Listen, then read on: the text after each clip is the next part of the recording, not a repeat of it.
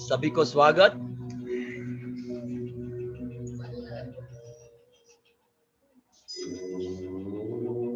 ఈరోజు అద్భుతమైన విషయం అండి। మనము చాలా అదృష్టవంతులం। हम सभी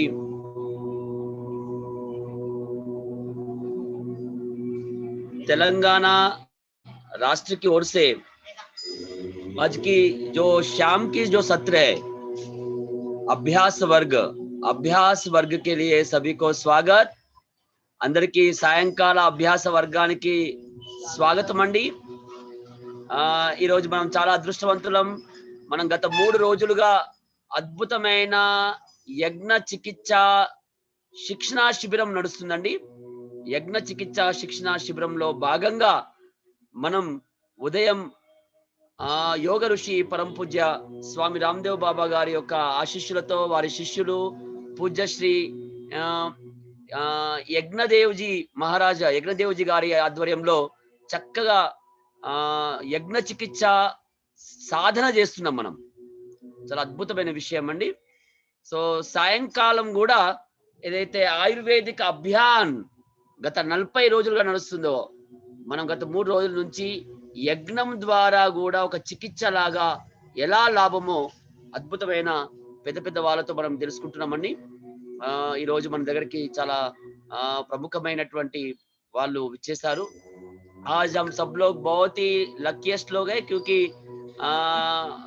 नियरली 45 डेज से जो आयुर्वेदिक अभियान चल रहा था शाम का सत्र में, और लास्ट 3 डेज से जो चल रहे हैं वो पूज्य स्वामी यज्ञदेव जी की महाराज यज्ञदेव जी की मार्गदर्शन में हम लोग सुबह का सत्र यज्ञ चिकित्सा शिक्षण शिविर में हम लोग अभ्यास कर रहे हैं, और शाम का सत्र भी यज्ञ चिकित्सा का जो लाभ है इसके बारे में एक्सपर्ट्स के साथ समझने का कोशिश कर रहे हैं।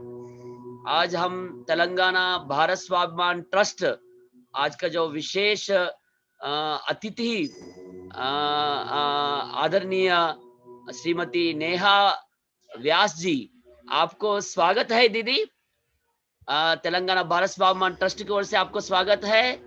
और साथ साथ आज का दूसरा विशेष अतिथि श्री नरसिम्हा पटेल फ्रॉम मुंबई से, उनको भी स्वागत है। नरसिम्हा पटेल जी को भी स्वागत है। काइंडली अनम्यूट आपका वीडियो एंड ऑडियो आदरणीय श्री नरसिम्हा पटेल जी। दोनों अतिथिगण को हम स्वागत करते हैं। हम समझने की कोशिश करें आप लोग कई सालों से जो मेहनत कर रहे हैं, जिस तरीके से स्वामी जी के मार्गदर्शन में आप लोग जो यज्ञ को जीवन में लेते हुए लोगों तक पहुंचाने का कोशिश कर रहे हैं, तपस्या कर रहे हैं। हम भी हमारा तेलंगाना में हर जिला में हर गांव में योग के साथ साथ यज्ञ को भी ले जाना चाहते हैं। इसके लिए जो शिविर चल रहे हैं वो भी समझकर इंटेलेक्चुअली समझकर ये हमारे जीवन में अभिन्न अंग है, ये समझकर हम स्वीकारना है। सो इसका एक कोशिश एक बीज पूज्य स्वामी यज्ञदेव जी ने डाला है। सो अभी शाम का सत्र हम आपके माध्यम से समझेंगे यज्ञ चिकित्सा and it's therapeutic direct benefits. यज्ञ चिकित्सा का प्रत्यक्ष लाभ जो है इसके बारे में आदरणीय नेहा व्यास जी फ्रॉम गांधीनगर गुजरात से है, और आदरणीय श्री नरसिम्हा पटेल फ्रॉम मुंबई से है। दोनों को भी हम स्वागत करेंगे। मैं आज का शाम का सत्र शुरू करने के लिए अनुमति मांगता हूँ। हम साथ में ओंकार के साथ प्रार्थना करके शुरू करेंगे। आदरणीय दीदी आप प्रार्थना करेंगे? जी चलेगा। तो हम साथ में चैत्र ध्यान मुद्रा పెడదామండి। बीच बीच में मैं चाहता हूँ क्योंकि कई लोग तेलुगु जानकारी लोग हैं, आपका जो बीच बीच में तेलुगु थोड़ा सा ट्रांसलेट करेंगे ना, जो इसलिए सभी को समझ में आएगा। कई लोग समझते हैं, फिर भी एक भी व्यक्ति अगर ना समझते हैं तो उनको लिए एक काम में आएगा। जी अवश्य। हाथ ध्यान मुद्रा में लगाएंगे। हम सभी एक साथ మనం అందరం ఒకేసారి ఓంకారంతో ఆరంభిద్దాం।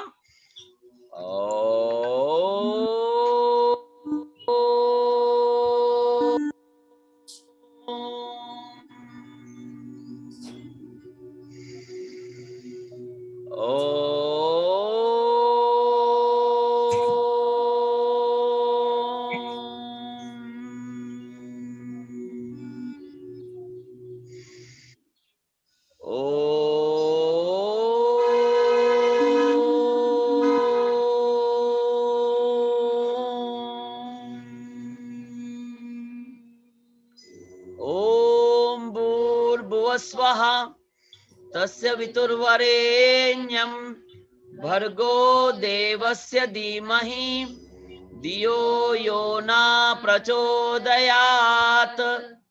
ॐ त्र्यंबकं यजामहे सुगंधिं पुष्टिवर्धनम् उर्वारुकमिव बन्धनात् मृत्योर्मोक्षीयमामृतात्। ॐ सहना भवतु सहनौ भुनक्तु सह वीर्यं करवावहै तेजस्विनावधीतमस्तु मा विद्विषावहै। ॐ असतो मा सद्गमय तमसो मा ज्योतिर्गमय मृत्योर्मा अमृतंगमय। ओम शांति शांति शांति। चित्र जोड़ीदाम, हाथ जोड़ेंगे। ओम श्री गुरुभ्यो नमः। बहुत बहुत धन्यवाद। एक एक सेकंड बहुत ही कीमत बहुत ही जरूरी है। सो आदरणीय तेलंगाना राष्ट्र की जो भारत स्वाभिमान ट्रस्ट के प्रभारी श्री श्रीधरराव जी का तपस्या है। हमारे तेलंगाना में हर जिला में हर प्रांत में योगा यज्ञ आयुर्वेद पहुंचना है, इसके लिए मेहनत चल रहे है। सो ये अभ्यास वर्ग बहुत ही उपयोगी है। सो मैं आदरणीय आज का विशिष्ट अतिथि आदरणीय नेहा व्यास जी को मैं ये सत्र कंटिन्यू करने के लिए मैं आमंत्रण करता हूँ। ओवर टू नेहा दीदी। जी नमस्ते सभी को, ओम प्रणाम।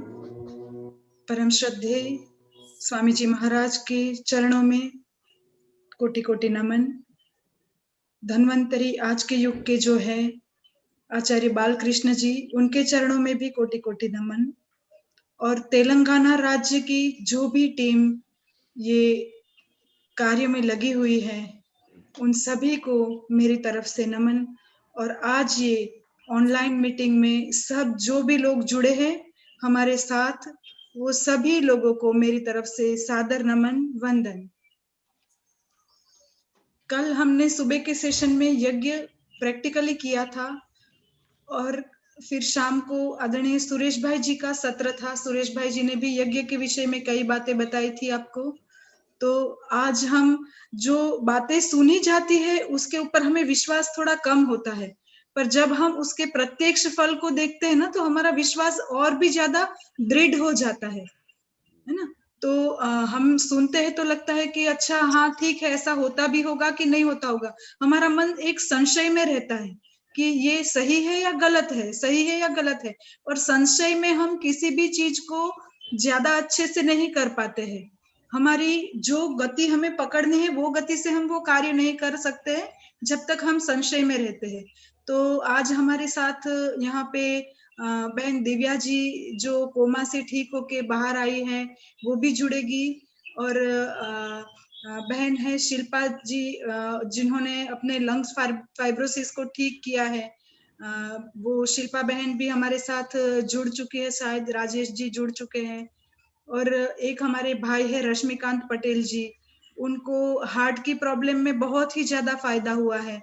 और आज मैं आपका ज्यादा समय ना लेते हुए मैं प्रयास करूंगी कि नरसी भाई जो है, नरसी भाई पटेल जी, वो बहुत ही सालों से ये कार्य में लगे हुए हैं और उन्होंने ये कार्य में कई ज्यादा संशोधन किए हैं। तो कई पेशेंट उनके पास आते हैं, ब्रेस्ट कैंसर वाले भी पेशेंट को उन्होंने ठीक किया है, कोमा वाले पेशेंट को ठीक किया है। तो उनका जो अनुभव है वो हमारे लिए बहुत ही ज्यादा महत्वपूर्ण है। हमें हमारे जीवन की नई दिशा दिखाने वाला उनका कार्य है। तो मैं आदरणीय नरसी भाई से नम्र निवेदन करती हूँ कि भाई कुछ समय के लिए आप थोड़ा सा मार्गदर्शन कर दे। जरूर जरूर जरूर। जी किशोर भाई, आप कुछ कहना चाह रहे हैं? ब्रेक लेनी है तो आप पहले ट्रांसलेट कर लीजिए, फिर हम नरसी भाई को। ఆదరణీయ నేహా వ్యాస్ జీ దీదీని बहुत अच्छा समझाया वो చాలా బాగా సంధాయించారండి. తెలంగాణ రాష్ట్ర భారస్వామ్య ట్రస్ట్ మనందరికీ మన అదృష్టం. మనము నిన్న పొద్దున ఏదైతే ప్రాక్టికల్ గా మనము ఏదైతే అభ్యాసం చేసాం యజ్ఞ చికిత్సది మళ్ళా సాయంత్రం మనము ఆదరణీయ సురేష్ గారి ఆధ్వర్యంలో తెలుసుకోవడానికి ప్రయత్నం చేశాం. మళ్ళీ ఈ రోజు ఉదయం కూడా మనం పూజ్య స్వామి యజ్ఞదేవ్జీ గారి ద్వారా అభ్యాసం సాధన చేశాం. సో ఇప్పుడు సాయంకాలం ఏదైతే మనం మాట్లాడుతున్నామో ఈ మాటల్లాగా అనిపిస్తది. కానీ నిజ జీవితాన్ని ఎప్పుడైతే మనం చూస్తామో ఏదైతే జరిగిన వాస్తవాలని లైవ్ గా చూస్తామో అప్పుడు మనకు ఇంకా దానిపైన శ్రద్ధ మరియు అవగాహన పెరుగుతుంది. సో ఈ రోజు సాయంకాల సెషన్ లో మన అదృష్టం ఒకవైపు నేహా వ్యాస్ జీ, ఇంకోవైపు నర్సీ పటేల్ గారు ఇద్దరు కలిసి, అంతేకాకుండా చాలా మంది లైవ్ గా దివ్య గారు, రష్మికాంత్ జీ ఎవరైతే వాళ్ళకు నిజ జీవితంలో నిజంగా జరిగిందో వాళ్ళు ఈ రోజు స్వయంగా వచ్చి మనతో మాట్లాడబోతున్నారు. సో మొట్టమొదట మనకి ఈ యజ్ఞ చికిత్సలో ఎక్కువగా లీనమైనటువంటి నర్సింబా పటేల్ గారు అయితే ముంబైలో ఉన్నారో వారి ద్వారా మనం తెలుసుకుందాం. हम तेलंगाना राष्ट्र की ओर से आदरणीय नरसिम्हा पटेल जी को स्वागत करते हैं ओम के साथ। ओम धन्यवाद। धन्यवाद। बहुत अच्छा लगा आप जो मेहनत कर रहे हैं, तपस्या कर रहे हैं, हमें भी शेयर कर रहे हैं, जिससे हम भी लाभान्वित होंगे और आगे हम पूज्य स्वामी जी के मार्गदर्शन में आगे बढ़ेंगे। So over to Narasimha Patel ji. Okay.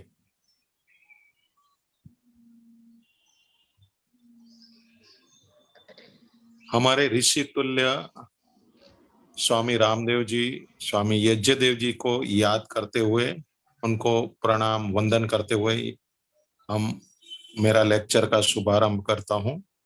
और तेलंगाना की जो अधिकारी गण है और जो कार्यकर्ता है, जो ये कार्य के लिए पूरा पुरुषार्थ करते हैं प्रचार प्रसार के लिए, तो वो भी सभी धन्यवाद के पात्र हैं। वो सभी को नमस्ते वंदन।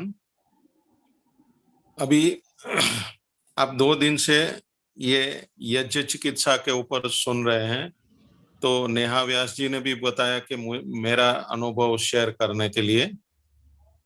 तो सबसे पहले ये यज्ञ के बारे में हमें कुछ दिलचस्पी होवे, हमारा मन तैयार होवे, तो वैसी हमें एक कुछ ठोस प्रिंसिपल हमारे मन में बैठना चाहिए।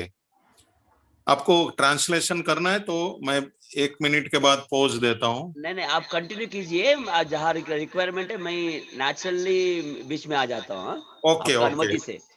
Okay, whenever you want just interrupt me. Okay, बहुत धन्यवाद। देखो, हम प्रकृति से बहुत सारी चीज लेते हैं। कभी भी कोई भी चीज किसी से लेते हैं तो हमें रिटर्न करनी चाहिए। जैसे बैंक में से लोन लेते हैं, कर्जा लेते हैं, तो उसके लिए हम ईएमआई भरते हैं। ईएमआई नहीं भरेंगे तो हमें नोटिस आती है, फिर हमारी प्रॉपर्टी सीज हो जाती है, आदि आदि। तो कोई भी जगह पर से हम कुछ भी चीज लेते हैं तो वो हमें रीपेमेंट करना चाहिए। वो हमारा कर्तव्य है, हमारी ड्यूटीज है। तो प्रकृति से हम शुद्ध हवा, पानी, खोराक, ये भोजन सब लेते हैं, तो ये सब हमें लेते हैं तो उसको रीपेमेंट भी करना चाहिए। देखो, हम रोज लगभग 18 से 20 किलो शुद्ध ऑक्सीजन लेते हैं और कार्बन डाइऑक्साइड निकालते हैं। तो हमारा परम कर्तव्य है कि ये हमें रीपेमेंट करना चाहिए। जब हम प्रकृति से लेते हैं और देंगे नहीं तो हमारा ऋण चढ़ जाता है, हम डेटर्स हो जाते हैं, अर्थात हमारी लायबिलिटी बढ़ जाती है। तो प्रकृति से हम बहुत सारी चीज लेते हैं, तो वो देने की ये यज्ञ है, एक बड़ी रीपेमेंट की एक अच्छी क्रिया है। कैसे कि जैसे हम हवन में कुछ भी द्रव्य डालते हैं, जो भी जड़ी बूटियां डालते हैं और गाय का घी डालते हैं, तो इसमें से शुद्ध वायु की निर्मित होती है और वो प्रकृति में चला जाता है। तो जो हमने लिया है वो हम प्रकृति को रीपेमेंट करते हैं। और नहीं करते हैं तो आपको पता है कि ये जो कोरोना वायरस जैसा ये अलग अलग वायरस जो ये हमें दिखते हैं, वैसे बहुत सारे वायरस है वातावरण में, वो पनपते हैं, पैथोजन है, वायरस है, फंगस है। तो ये हमारी ही कृति है, हमने ये सब प्रकृति को बिगाड़ा है और हमको ही सुधारना है। तो प्रकृति को सुधारने का ये उत्तम साधन है यज्ञ। तो यज्ञ को हमारे शास्त्रों में यज्ञ भुवनस्य नाभि कहा गया है। मीन्स जैसे नाभि के ऊपर हम कुछ घी या तेल डालते हैं तो हमारे पूरे शरीर के अंग में पहुंच जाता है, वैसे हवन में कोई भी द्रव्य हम डालते हैं तो वो हमारा हवा है, पानी है, पृथ्वी है, ये सब तत्व को वहां पहुंच जाता है, वहां शुद्धिकरण वो कर देता है। तो ये रीपेमेंट की एक बहुत ही अच्छी प्रक्रिया है और ये ऋषियों ने जो हमें दिया है ये ज्ञान विज्ञान, तो उससे भी हमें उर्विण होने के लिए वो भी हमें रीपेमेंट करना चाहिए ना, क्योंकि हमको नॉलेज फ्री में ही मिला है सब। तो ये हम दूसरे को बांटते हैं, तो ये भी एक अच्छा प्रोसेस है कि हमारी ऋषियों के ऋण से, वेदों के ऋण से हमें मुक्त होने के लिए ये बहुत ही अच्छी प्रक्रिया है। तो ये एक माइंड में हमें बना लेना चाहिए कि हम प्रकृति से उधार लेते हैं, हम डेबिट में फॉर्म में लेते हैं, तो उसको रीपेमेंट करना चाहिए, नहीं करेंगे तो हम ऋणी होते हैं। तो ये आपको एक और बात बताई है कि नहीं मुझे पता नहीं है, ये जो सांप स्नेक्स रहते हैं ना, उसको उसकी ये प्रकृति में क्या काम है? सांप है वो जहरीली हवा लेता है, जो भी कार्बन मोनोऑक्साइड है, सल्फर डाइऑक्साइड है, ये जो भी जहरीली हवा है उसको वो श्वास के माध्यम से, जैसे हम ऑक्सीजन लेते हैं वो जहरीली वायु लेता है और हमें बचा लेता है। तो अगर ये जन्म में, ये लाइफ में हमने बहुत सारी हवा को बिगाड़ देंगे तो हमें बिच्छू है, सांप है, ऐसा हमें नेक्स्ट बर्थ में अवतार लेना पड़े, क्योंकि हमने प्रकृति को बहुत बिगाड़ा है। तो ईश्वर फिर हमें दूसरी योनि में भेज देता है कि भाई आपने बहुत गंदा किया प्रकृति को, तो वो हमें अलग अलग योनि में भेज के वो हमारा जो भी हमने कर्जा लिया है वो हमें रीपेमेंट करना पड़ता है। तो ये हमें माइंड में बना लेना चाहिए कि ये मेरा परम कर्तव्य है कि मुझे डेली हवन करना है और प्रकृति के ऋण से मुझे उर्विण होना है। तो ये एक कॉन्सेप्ट हम माइंड में बिठा लेंगे अच्छी तरह से, बहुत तो अच्छा। प्रक्रिया हमारी सरल हो जाती है। अन्यथा क्या होता है कि हमें भार लगता है, कोई भी चीज में हम इन्वेस्टमेंट करते हैं, पता है कि इसमें मुझे 10 टाइम्स 20 टाइम्स मिलेगा, तो हम वो इजीली करते हैं, वो प्रेम से करते हैं, इंटरेस्ट से करते हैं। तो वैसा आपको करना है इंटरप्ट। हाँ, ఆదరణీయ నరసింహ పటేల్ జీని बहुत ही अच्छा समझाया, చాలా బాగా మనకు వివరించారండి. ముఖ్యంగా ఋషి తుల్యులైనటువంటి పూజ్య స్వామి రామ్‌దేవ్ బాబా గారిని మరియు పూజ్య స్వామి యజ్ఞదేవ్‌జీ గారిని స్మరిస్తూ ఈ రోజు తన యొక్క ఉపన్యాసాన్ని ప్రారంభించారు. చాలా చక్కగా చెప్తున్నారు. మనకు నిజంగా గత 3 రోజుల నుంచి మనకొకటి యజ్ఞం గురించి తెలుసుకోవాలి అనే ఒక ఉత్సాహం అయితే, ఉత్సుకత అయితే పెరిగింది. చాలా అద్భుతమైన ఒక మనసు తయారైంది. చాలా అద్భుతమైన విషయం. సో, మనము అర్థం చేసుకుందాం ముఖ్యంగా. దయచేసి మనం ఏదైతే ఈ ప్రకృతిలో ఉన్నామో, చాలా అంశాలను ప్రకృతి నుంచి అప్పు తీసుకున్నామండి. అప్పు తీసుకొని ఉన్నాము. సో, ఏదైతే తీసుకున్నామో అది మళ్ళా మనం తిరిగి ఇవ్వాలి. ఇది చాలా అద్భుతమైన విషయం. తీసుకున్నది తిరిగి ఇయ్యకపోతే ఏమైతది? రుణంలో ఉండిపోతాం మనం. రుణంలో ఉండిపోతాం నిజం చెప్పాలంటే. సో, ప్రకృతికి తిరిగి ఇచ్చే ఒక అద్భుతమైన మాధ్యమం ఏదైనా ఉందంటే అది యజ్ఞం. చాలా అద్భుతమైన విషయం అండి. సో, మనం ఏదైతే ఈరోజు మన జీవన విధానంతోటి ప్రకృతిని పాడు చేస్తున్నామో, చాలా భయంకరంగా పాడు చేస్తున్నాము. తిరిగి సరిజేయాల్సిన బాధ్యత కూడా మనదే. ప్రకృతిని సరిజేయాల్సిన బాధ్యత కూడా మనదే అని గుర్తుపెట్టుకోండి. ముఖ్యంగా యజ్ఞ భువనస్య నాభి, ఎలా ఒక నానుడి ఉందండి. ఎలా అయితే నాభి పైన వేసే నూనె గాని, నెయ్యి గాని అది నేరుగా అన్ని అంగాలను స్పర్శిస్తుంది, అన్ని అంగాలకు వెళ్ళిపోతుందండి. అలాగే యజ్ఞంలో వేసే ప్రతి ద్రవ్యం కూడా ప్రకృతిలోని అన్నిటికీ వెళ్ళిపోతుందండి. అద్భుతమైన విషయం ఇది పెద్దలు చెప్తున్నారు. అందుకోసమే చాలా అద్భుతమైంది. ఏదైతే మనము అప్పు తీసుకుంటున్నామో ప్రకృతి నుంచి ప్రతిదీ తీసుకుంటున్నామో తిరిగి రుణం తీర్చుకోవాలి.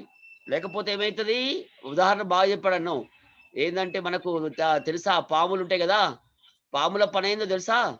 పాముల పని ఏదైతే ప్రకృతిలో ఉన్న విషవాయువులను తీసుకుంటుంది. అది కార్బన్ మోనాక్సైడ్ డిఫరెంట్ తీసుకో అంటే మనం ఎట్లా శ్వాసలో ఆక్సిజన్ తీసుకుంటామో అది అట్లా కార్బన్ మోనాక్సైడ్ విషవాయువులను తీసుకుంటది, తీసుకొని బతుకుతుంది అది. అర్థమైందా? సో అట్లా మనల్ని కాపాడుతుంది అది నిజం చెప్పాలంటే. ఒకవేళ మనము ప్రకృతిలో అప్పు తీర్చుకోలే అనుకోండి, ఫ్యూచర్ లో మళ్ళా వచ్చే జన్మలో ఈ జన్మలో మనం అప్పు తీసుకుంటే అప్పు చేస్తూనే పోయినాం, వచ్చే జన్మలో మళ్ళీ ఏమై పుడతామో తెలియదు. పాము తేలు పుట్టి మళ్ళా అప్పు తీర్చుకోవాల్సి వస్తుంది. వినరా? అందుకోసం ప్రకృతిని కాపాడుకోవడం మన బాధ్యత. ప్రకృతికి తిరిగి అప్పచెప్పాలంటే యజ్ఞంను మించింది లేదని చాలా బాగా మనకు సంధాయించారండి नरसिम्हा जी। या अभी ये हमारे ऋषियों ने जो बताया कि यज्ञ से हवा शुद्ध होती है, पानी शुद्ध होता है, तो मुझे थोड़ा संशय भी होता था। श्रद्धा तो पूरी थी, लेकिन मुझे ऐसा हुआ कि मेरे को भी कुछ इसके ऊपर एक्सपेरिमेंट करना चाहिए। तो ऑन दैट बेसिस मैंने एक बार 2009 में 151 कुंडी हवन प्रशिक्षण वर्ग मैंने लिया था हमारे एरिया में। तो वो 3 दिन हमने सुबह शाम 151 कुंडी यज्ञ किया। तो मैंने IIT से मशीन मंगाया जो एनवायरमेंटल पॉल्यूशन को मेजरिंग करते हैं, एयर क्वालिटी मेजरमेंट करते हैं। तो IIT से मैंने मशीन मंगवा के वहां एक नजदीक में वो मशीन रखे और 3 दिन वो शिविर हमारी चली। तो उसके बाद हमने मेजरमेंट किया तो ये जो हार्मफुल गैसेस, पॉइजनियस गैसेस है, कार्बन मोनोऑक्साइड है, सल्फर डाइऑक्साइड है, नाइट्रोजन डाइऑक्साइड है, तो वो सब की मात्रा लगभग 200 से 300% वो नीचे आई थी वो एरिया की। तो ये एक हुआ। और वैसे ही अभी 2 साल पहले एनवायरमेंट डे के दिन, विश्व पर्यावरण दिन 5 जून को मनाया जाता है एवरी ईयर। तो वो टाइम पे हम पूरे बॉम्बे में लगभग 60-70 जगह पे हवन करते हैं। तो वो टाइम पे भी मैंने जहां हवन किया 2 घंटा, तो वहां भी मैंने एक एयर क्वालिटी मेजरिंग की एक वैन मंगाई और मैंने वहां 2 घंटे के हवन में लगभग ये जो पॉइजनियस गैस है वो लगभग 40 to 50% एवरेज सब नीचे आ गए 2 घंटे में। तो ये जो हमारे ऋषि मुनियों ने जो बातें बताई है कि हवा का शुद्धिकरण होता है और जो हार्मफुल गैसेस है वो निकल जाते हैं, उसके जगह पे हवन की शुद्ध वायु प्रस्थापित हो जाती है। तो ये जो हमारे वैज्ञानिक है या आधुनिक जगत में हम हवा को शुद्ध करने के लिए जो भी प्रयास करते हैं वो विफल है, वो फेल्यूर है। ये यज्ञ एक ऐसी चिकित्सा है या एक ऐसी प्रक्रिया है जो अशुद्ध वायु को हटा देती है और उसकी जगह पे शुद्ध वायु को प्रस्थापित करती है। ये उसका बहुत ही बड़ा प्लस पॉइंट है। तो आप इतना करना है तो कर दीजिए। बहुत ही अच्छा రెండు ఉదాహరణలు చాలా బాగా మనకు సంధాయించారండి। मेरे पास रिपोर्ट भी है, आपको चाहिए तो मैं व्हाट्सएप से शेयर भी कर दूंगा। सब everything is on report base, तो जो भी है मैं भेज दूंगा आपको चाहिए तो। ठीक है। అలా శాస్త్రీయంగా చెప్తున్నారండి। మన ఋషులు అయితే చెప్తున్నారో యజ్ఞం చేసిన తర్వాత గాలి శుద్ధమైతది, నీళ్లు శుద్ధమైతదని। కానీ మనకు సంశయం ఉంటది ఎంతవరకు వాస్తవం అని తెలుసుకోవాలనిపిస్తది। నేను 2009లో 2009లో 151 పవన కుండిలతోటి ఒక ప్రశిక్షణ శిబిరం చేశాను 3 రోజులు। 3 రోజుల ప్రశిక్షణ శిబిరము పొద్దున సాయంత్రం యజ్ఞం చేశాం। దీనికి IIT నుంచి మిషన్ తీసుకొచ్చాం. ఏదైతే ఎయిర్ పొల్యూషన్ ని మెజర్మెంట్ చేస్తుందో ఆ మిషన్ ని తీసుకురావడం జరిగింది. అక్కడే ఉండి 3 రోజులు అయితే చేసాము. చేసిన తర్వాత పరీక్ష చేసాము. ఆశ్చర్యపోతాం. ఏదైతే విషవాయువులు కార్బన్ మోనాక్సైడ్ కావచ్చు, నైట్రోజన్ కి సంబంధించిన ఆక్సిజన్ అవి కావచ్చు, ఇవన్నీ కూడా విషవాయువులు 200 నుండి 300% తగ్గిపోయిందండి. ఆశ్చర్యంగా, అద్భుతంగా తగ్గిపోయిందండి. సో దీన్ని బట్టి ఏమర్థమైంది, గాలి శుద్ధమైతదనేది అనుభవమైంది. అంతేకాదు రెండవ అనుభవం ఏదైతే విశ్వ పర్యావరణ దినం రోజు నేను 5th జూన్ రోజు కూడా ఒక 2 గంటల యజ్ఞం చేశాము. ఆ 2 గంటల యజ్ఞం ఏదైతే ఉందో అందులో కూడా మేము చెక్ చేసాము ఇదే మిషన్ పెట్టి. అక్కడ 40 నుంచి 50% ఓన్లీ 3 గంటల హవనంలోనే 40 నుంచి 50% ఈ విషంగా పాయిజనస్ గ్యాసెస్ ఏతున్నాయో అవి తగ్గిపోయినట్టుగా కనిపిస్తది. సో దీన్ని బట్టి ఏమర్థమైంది, ఏదైతే ఇప్పుడు పర్యావరణంని శుద్ధి చేయాలని ఇతరత్ర అయితే చేస్తున్నారో అవన్నీ ఫెయిల్. ఏదైతే ఈ యజ్ఞం ద్వారా 100కు 100% శుద్ధి అవుతున్నది అనుభవమైంది. సో దయచేసి గుర్తుపెట్టుకోండి, అశుద్ధమైన వాయువులను తీసివేసి శుద్ధమైన వాయువులని పర్యావరణంలో అందించగలిగిన ఏదైనా అద్భుతమైన మార్గం ఉందంటే అది యజ్ఞం అని చాలా బాగా చెప్పారండి ఆదరణీయ నర్సీబా పటేల్ గారు. अभी ये हवा की हमने बात की, वैसे पानी की का भी शुद्धिकरण होता है। पानी का शुद्धिकरण कैसे होता है, वैसे जल हम बाजू में रखते हैं तो वो उसकी इफेक्ट तो आती है, लेकिन जो हमारी हवन के बाद जो अंग भस्म बचती है ना, ऐश कहते हैं इंग्लिश में, ऐश बचती है, वो अगर हम पानी में डालते हैं तो पानी का पीएच वैल्यू बढ़ जाता है। आप सभी को थोड़ा नॉलेज होगा, मैं बताता हूँ। नॉर्मल जो वाटर रहता है उसकी पीएच वैल्यू 7.35 रहती है।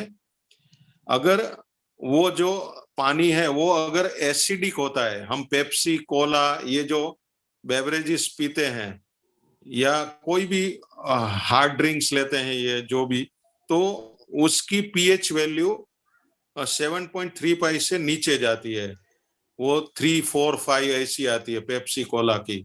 तो वो एसिडिक पानी हो जाने से हमारे शरीर में बहुत सारे रोग आते हैं, कैंसर जैसे रोग।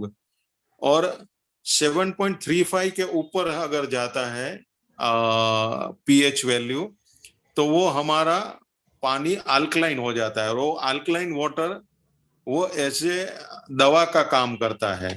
तो वो भी मैंने एक एक्सपेरिमेंट के दौर पे, एक मेरे फ्रेंड की लैब है, तो उसको मैंने बोला कि भाई ये मैंने रात को पानी में भस्म डाली हुई है, तो इसका पीएच वैल्यू आप टेस्ट कीजिए। तो उसका भी रिपोर्ट मेरे पास है। तो वो भी डॉक्टर सरप्राइज हो गया, बोलता है कि मेरी माताजी के लिए मैंने 4 लाख का अल्कलाइन मशीन खरीदा है और आपने ये भस्म से, ये चुटकी भर भस्म से 11 पीएच कैसे कर दिया। तो मैंने बोला ये तुम्हारे सामने ही है, मैंने रात को डाल के ये वाटर टेस्टिंग के लिए मैं लेके आया हूँ। तो ये रिपोर्ट ये भी मैं आपसे शेयर कर दूंगा। इसमें आप देख सकते हैं 11 की पीएच है। मैंने 3 बोतल दिए थे उसको। एक तो नॉर्मल जो पानी है उसकी पीएच वैल्यू 7.35 है। मैंने डिस्क्लोज नहीं किया था, मैंने ABC वाटर बोतल के ऊपर ABC डाला था कि हमें पता चले, नहीं तो कभी कभी प्रेजुडाइज हो जाते हैं। तो ए में नॉर्मल वाटर था, उसका 7.34 है, और रेगुलर जो हवन की एस है वो एक दूसरा अलग प्रकार है। तो दोनों का पीएच वैल्यू गाय के गोबर से उसका कंडा जला के किया और हमने घी डाला, तो उसकी पीएच वैल्यू 11 मिल गई। 4 लाख के मशीन में भी 8 से 9 आता है, ये भस्म से 11 मिल जाती है। तो भस्म के अंदर इतने सारे इंग्रेडिएंट्स है। और तमिलनाडु में ही एक कोई लैब में इसके ऊपर कुछ रिसर्च किया और फाइंडिंग किया, तो लगभग 23 माइक्रो न्यूट्रिएंट्स ये भस्म के अंदर मौजूदगी रहती है। मैंगनीज, पोटेशियम, जिंक, सल्फेट, ये सब है। वो भी मैं रिपोर्ट आपको शेयर करूंगा। तो ये पानी का भी शुद्धिकरण होता है ये यज्ञ भस्म से और यज्ञ की वायु से। वैसे पृथ्वी तत्व भी हमारा शुद्ध होता है। एक मिनट, ये इतना कहेंगे సో ఓకే. ఎట్లయితే గాలిని శుద్ధం చేస్తదని మనం తెలుసుకున్నామో యజ్ఞం తోటి, అలాగే నీటిని కూడా అద్భుతంగా శుద్ధమైతది అనేది చక్కని అనుభవపూర్వకమైన ఉదాహరణలతో మనకు చెప్పారండి. సో మనందరికి తెలుసు యజ్ఞం చేసిన తర్వాత ఏదైతే యజ్ఞం యొక్క భస్మం ఉంటదో, ఆ భస్మాన్ని ఏదైతే నిన్న అక్క చెప్పింది, ఈరోజు పూజ స్వామీజీ కూడా చెప్పారు. ఏదైతే బట్టలో మూట కట్టి దాన్ని నీళ్ళలో పెట్టి మనం పొద్దున బట్ట తీసేసిన తర్వాత మనం అది చెక్ చేస్తే ఆ నీళ్ళ యొక్క పిహెచ్ వాల్యూ అద్భుతంగా పెరుగుతుందండి. సో ఏదైతే పెద్ద పెద్ద ఆల్కలైన్ మిషన్ తీసుకొస్తే కూడా, ఏదైతే 4 లక్షల మిషన్ తీసుకొస్తే కూడా శుద్ధం కాలేదు. అక్కడ కూడా 8% ఉంటుంది పిహెచ్ వాల్యూ. అట్లాంటిది ఈ భస్మం పెట్టిన తర్వాత మన నీళ్లు శుద్ధ అయిపోయి 11%కి వెళ్ళిందండి. సో మనందరికి తెలుసు నీటి గురించి. నీటి పిహెచ్ వాల్యూ నార్మల్ వాటర్ అయితేనేమో 7.35 పిహెచ్ వాల్యూ ఉంటుంది. అదే ఎసిడిక్ అయితే నీళ్లు ముఖ్యంగా మనం కోకా కోలా, థమ్స్ అప్ ఇది తాగుతాం కదా, ఇవన్నీ ఎసిడిక్. ఇట్లాంటివి ఏంటంటే హానికారకమైంది, క్యాన్సర్ కారకం అది. అట్లాంటిది మనం చెక్ చేస్తే 3, 4, 5 ఉంటాయి. అంటే దీనికంటే తక్కువ ఉంటుంది. అవి చాలా డేంజర్ అవి. అదే మనము ఇది భస్మంతో చేసిన తర్వాత చూస్తే 7.35 కంటే పెరిగితే అది ఆల్కలైన్ వాటర్ అది. మనం టెస్ట్ చేసిన తర్వాత చూసింది ఏంటి, 11 దాకా వెళ్ళిపోయిందండి. సో అద్భుతమైన వాటర్. వాళ్ళకి చెక్ చేస్తేనేమో ఎంత 8 వరకు కూడా ఉండదు. 4 లక్షల రూపాయలు పెట్టింది. సో అట్లాంటిది ఇంత అద్భుతమైన నీటిని శుద్ధి చేస్తుందని మనకు ప్రూఫ్ అవుతుంది. దయచేసి మనం అర్థం చేసుకోవాలి. తమిళనాడులో ల్యాబ్లో కూడా రీసెర్చ్ చేశారు. ఈ భస్మం లోపల అయితే యజ్ఞం చేసిన భస్మం ఉందో, మనం సరి అయిన జడిబూటితోటి యజ్ఞం చేస్తే ఆ భస్మం అయితే ఉందో నియర్లీ 23 మైక్రో న్యూట్రాన్స్ వరకు వివిధ మనకైతే కావాలో మినరల్స్ అవన్నీ మనకు అందులో కనిపిస్తాయండి. సో చాలా అద్భుతమైన అంశం అని వారు మనకు తెలియజేశారు. Over to Bhai. यस, अभी पृथ्वी तत्व जो सुरेश भाई ने कल जो लिया था उसमें आपको बता नहीं पाएंगे क्योंकि उसके पास बहुत नॉलेज है। तो उनके फॉर्म में भी उन्होंने हवन किया, हवन करते हैं और यज्ञ की भस्म डालते हैं ये जो झाड़ के मूल में। तो उनके जो मैंगोज है, समझो 50,000 मैंगो बनते हैं मौसम के अंदर, तो कोई भी मैंगो में एक भी मैंगो सड़ा हुआ नहीं रहता है। सब मैंगो डिजीज, वो जर्म्स फ्री या उसको कोई कीड़ा नहीं लगता है। तो ये हमारे पास ऐसे बहुत सारे उदाहरण हैं। तो हमने जो बताया कि यज्ञ भुवनस्य नाभि, कि यज्ञ करते हैं तो वो प्रकृति के सब एलिमेंट्स में पहुंच जाते हैं। एक काम करने से सब काम हमारा सिद्ध हो जाता है। तो ये एक माइंड में बिठा लेना चाहिए कि अगर हम ये प्रकृति से जो लिया है वो अगर हम रीपेमेंट नहीं करेंगे तो हमारा डेप्थ जो बोलते हैं, हमारा कर्जा बहुत बढ़ जाता है और वो हमें रीपेमेंट कोई भी प्रकार से अलग अलग पशु की योनि में जाके उसको हमें करना पड़ेगा।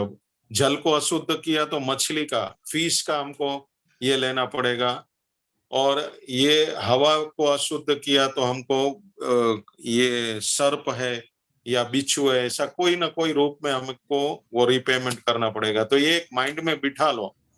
और एक हवा शुद्ध कर, ये जो हम हवा का शुद्ध दान देते हैं, जब हम यज्ञ करते हैं तो लगभग 6 से 8 किलोमीटर, छोटा हवन कुंड की असर 6 से 8 किलोमीटर में होती है। तो हवन का शुद्ध वायु का हम दान देते हैं तो छोटे छोटे जीव जंतु है, ये जो वृक्ष है, दूसरे प्राणी जगत है, सब शुद्ध वायु जरूरी है। तो सब शुद्ध वायु लेते हैं तो हम एक बड़ा दान कर सकते हैं, बड़ा पुण्य का काम करते हैं। और स्वामी जी ने बताया है हमारे शास्त्रों में कि यज्ञ एक बड़ी कृषि है, पुण्य की कृषि है। मीन्स एग्रीकल्चर करते हैं और हमको मिलता है ना, तो ये बड़ी खेती है, तो इसको अवश्य करना चाहिए। तो इतना आप कर दीजिए, फिर हम पर्सनल अनुभव स्टार्ट करेंगे भैया। చాలా అద్భుతమైన విషయం చెప్పారండి. మనందరికీ అర్థమైంది. పృథ్వీ తత్వం గురించి మాట్లాడారు ఫస్ట్. నిన్న అయితే మనకు సురేష్ గారు వచ్చారో వారు ఒక మాట కూడా చెప్పాడు, నేను వ్యవసాయదారుని కూడా అన్నాడు. సో వాళ్ళ వ్యవసాయ క్షేత్రంలో యజ్ఞం చేసి వారు ఏం చేస్తారంటే ఆ యజ్ఞ భస్మాన్ని వాళ్ళ మామిడి తోటలోని వేర్ల దగ్గర పోశారు. ఆ చెట్టు మూలంలో పోశారు. పోస్తే అక్కడ ఎట్లాంటి రిజల్ట్ వచ్చిందంటే మామిడికాయలో ఏదైతే వచ్చిందో అద్భుతమైన పంట వచ్చింది. మరియు పురుగు రాలే. ఎక్కడ కూడా పురుగు రాలేదండి. ఆర్ మురిగిపోలే. చాలా అద్భుతంగా పంట చూసాము. సో, మనకేమర్థమైతుంది? ఏదైతే ఎలా అయితే నాభిలో నూనె గాని, నెయ్యి వేస్తే అన్ని అంగాలకు చేరుకుంటదో, అలాగే యజ్ఞంలో వేసే ప్రతి ద్రవ్యం గూడా ప్రకృతిలోని పంచభూతాలకు చేరుకుంటదండి. అన్నీ చేరుకుంటది. చాలా అద్భుతమైన విషయము అని మనకు తెలియజేస్తారు. దయచేసి మన మైండ్‌లో ఫిక్స్ చేసుకుందాం. ఏదైతే ప్రకృతి నుంచి తీసుకుంటున్నామో అప్పులో పడుతున్నాం మనం. సో, అప్పు తీర్చుకోవాలంటే రీపేమెంట్ చేయాలి. రీపేమెంట్ చేయకపోతే ఏమైతది? అప్పు పెరిగిన కొద్దీ వాళ్ళు మనకు మధ్య మధ్యల పంపిస్తుంటారు. మళ్ళా మనము పామయ్యో అది గాలికి ఖరాబ్ చేస్తే పాము, నీళ్ళని ఖరాబ్ చేస్తే చేప, అట్లా రకరకాలుగా మనం పుట్టి మళ్ళా రుణం తీర్చుకోవాల్సొస్తది. అది మైండ్‌లో ఫిక్స్ చేసుకుందాము. సో, ప్రకృతినికి మనం తిరిగి ఇవ్వాలి అనేది మనకు అర్థం కావాలి. ఇప్పుడు మనం నిజ అనుభవాలను కూడా చూద్దాం. లైవ్‌గా అని చెప్పేసి అన్న మనకు చెప్తున్నాడండి. ఓవర్ టు భయ్యా. ये हमने बड़े-बड़े लाभ देखे और भी ये यज्ञ से बहुत सारे लाभ होते हैं। अभी हमारे पास समय कम है। हम प्रैक्टिकल इससे हमारा मुख्य विषय है चिकित्सा का कि कैसे-कैसे रोग दूर होते हैं। तो जो एलोपैथी, आयुर्वेद या होम्योपैथी या अन्यपैथी जिससे रोग ठीक नहीं होते हैं, वो यज्ञपैथी से यज्ञ के द्वारा हीलिंग होता है। तो हम 4-5 पेशेंट के अनुभव सुनेंगे। पहला पेशेंट है एक दिव्या बेन, हमारे मुंबई की है, घाटकोपर में। तो उसकी पिट्यूटरी ग्लैंड के आसपास कुछ गांठ हो गई थी। नरसी भाई, हाँ, सॉरी आपको थोड़ा सा मैं इंटरप्ट कर रही हूँ। कोई और बात। हमारे साथ एक जो जुड़े हैं मगन भाई एक पटेल करके, हाँ तो हाँ उनके वो ना गांव में है और उनके यहाँ पे लाइट की थोड़ी दिक्कत है। हाँ, तो तो ले अंधेरा लो हो उसको जाएंगे पहले। ना, फिर वो बोल नहीं, मतलब अंधेरे के बाद वो उनके यहाँ लाइट नहीं है तो थोड़ी ओके, परेशानी होगी। तो उनको तो हम पहले उनका ले पहले लो। ले सकते हैं जी। यस यस, जरूर। जी, मगन जी। भाई को ले लो। जी मगन भाई, मगन भाई आप अनम्यूट कीजिए ऑडियो। आपको अनम्यूट करने का मौका है। हाँ। हेलो, ओम मगनभाई पटेल, આપણે જે પેશન્ટ છે એ મારા જમાઈ આપણી પાસે છે અને ગુજરાતીમાં બોલશે હો જી। मगन हाँ। भाई आप गुजराती में बोलेंगे चलेगा, नरसी भाई या मैं उस बात को ट्रांसलेट करके बता देंगे, है ना? नेहा बेन તમે हाँ, हाँ, ट्रांसलेट हाँ। करता जाओ। जी जी। બરાબર દેખાય છે? हेलो हाँ, एकदम दिख रहे। हेलो, हाँ बोलिए मगन भाई, ओम ओम। बोलिए। મારું નામ પટેલ રશ્મિકાંત છે। हेलो, हाँ बोलो बोलो, ये लोग को સાંભળે છે। 2 વર્ષ પહેલા તકલીફ થયેલી એટેક ની, એ વખત સ્ટેન્ડ મુકાયેલું। એ વખત સ્ટેન્ડ મુકાયું તો પછી એ વખત મારું હૃદયનું પમ્પિંગ 25% થઈ ગયું। પછી 4-5 મહિના પહેલા અત્યારે દવાઓ ચાલુ હતી પણ પમ્પિંગમાં કોઈ ફેર નતો પડ્યો અને તકલીફો રહેતી હતી। 4-5 મહિનાથી મેં હવન ચાલુ કર્યું છે। હવનમાં તો મારું પમ્પિંગ વધી ગયું, 25 ની જગ્યાએ 35-40 ની આસપાસ પહોંચવા આવ્યું છે।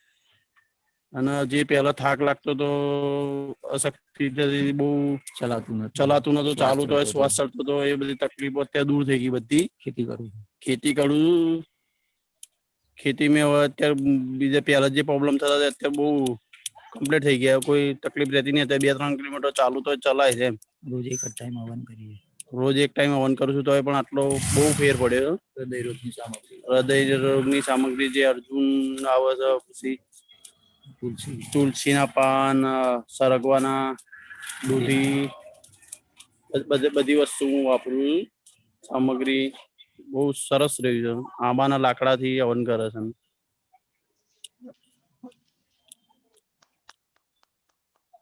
बहुत अच्छा। ओम, हाँ, હું મગનભાઈ પટેલ, અમદાવાદ પૂર્વ ઝોન જિલ્લા પ્રભારી। આપણી સાથે આપણે ટ્રેનિંગ લીધી હતી આપણે નવરાત્રીમાં, ઓનલાઈન જે હતી એ સ્વામીજીની, તો એમાંથી પછી અમને તકલીફ હતી એટલે મેં પરમિશન લીધી। મેં કીધું તમે કહેતા હોય તો આપણે આવું શરૂ કરીએ। તો શરૂ કરવાથી ખૂબ જ લાભ છે, ખૂબ જ એટલે ખૂબ જ એમ, કારણ કે વ્યવસ્થિત એ દવા લેતા જ હતા પણ કોઈ જાતનો બેનિફિટ નતો. દવા હવે ઓછી અત્યારે થઈ દવા ગઈ. પણ એમની 50% જેવી થઈ ગઈ છે. 8-10 ગોળી રોજની લેતો તો અત્યારે 4 અને ગોળી લેવાની રોજ થાય. જો એક ટાઈમ સવારે ડેલી નિત્યક્રમ આપણે આ હવન એમને કરાવીએ છીએ અને સાથે અનુલોમ વિલોમ પ્રાણાયામ, તો એનાથી ખૂબ જ બેનિફિટ છે. અને હવે પોતે ખેતી પણ કરી શકે છે. પહેલા તો ગામની ભાગોળ પણ નતા જઈ શકતા. અત્યારે મારી દુકાનથી આવીને હું પતંજલિનો પાછો આપણો પશુ આહારનો વેપારી છું. તો દુકાનથી 7 કિલોમીટર એના બાઇક ઉપર બુલેટ ચલાવી અને એને થેલો પણ એનો ખાણનો જે છે એ લઈને આવે છે, જાતે ઉઠાવીને લાવે છે.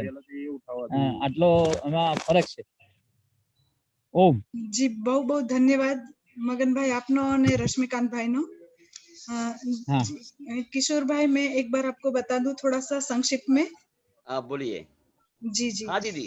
तो जो भाई है रश्मिकांत भाई पटेल, वो हमारे आदरणीय मगन भाई पटेल है, जिला प्रभारी है यहाँ पे, और उनके दामाद है, सन इन लॉ है उनके।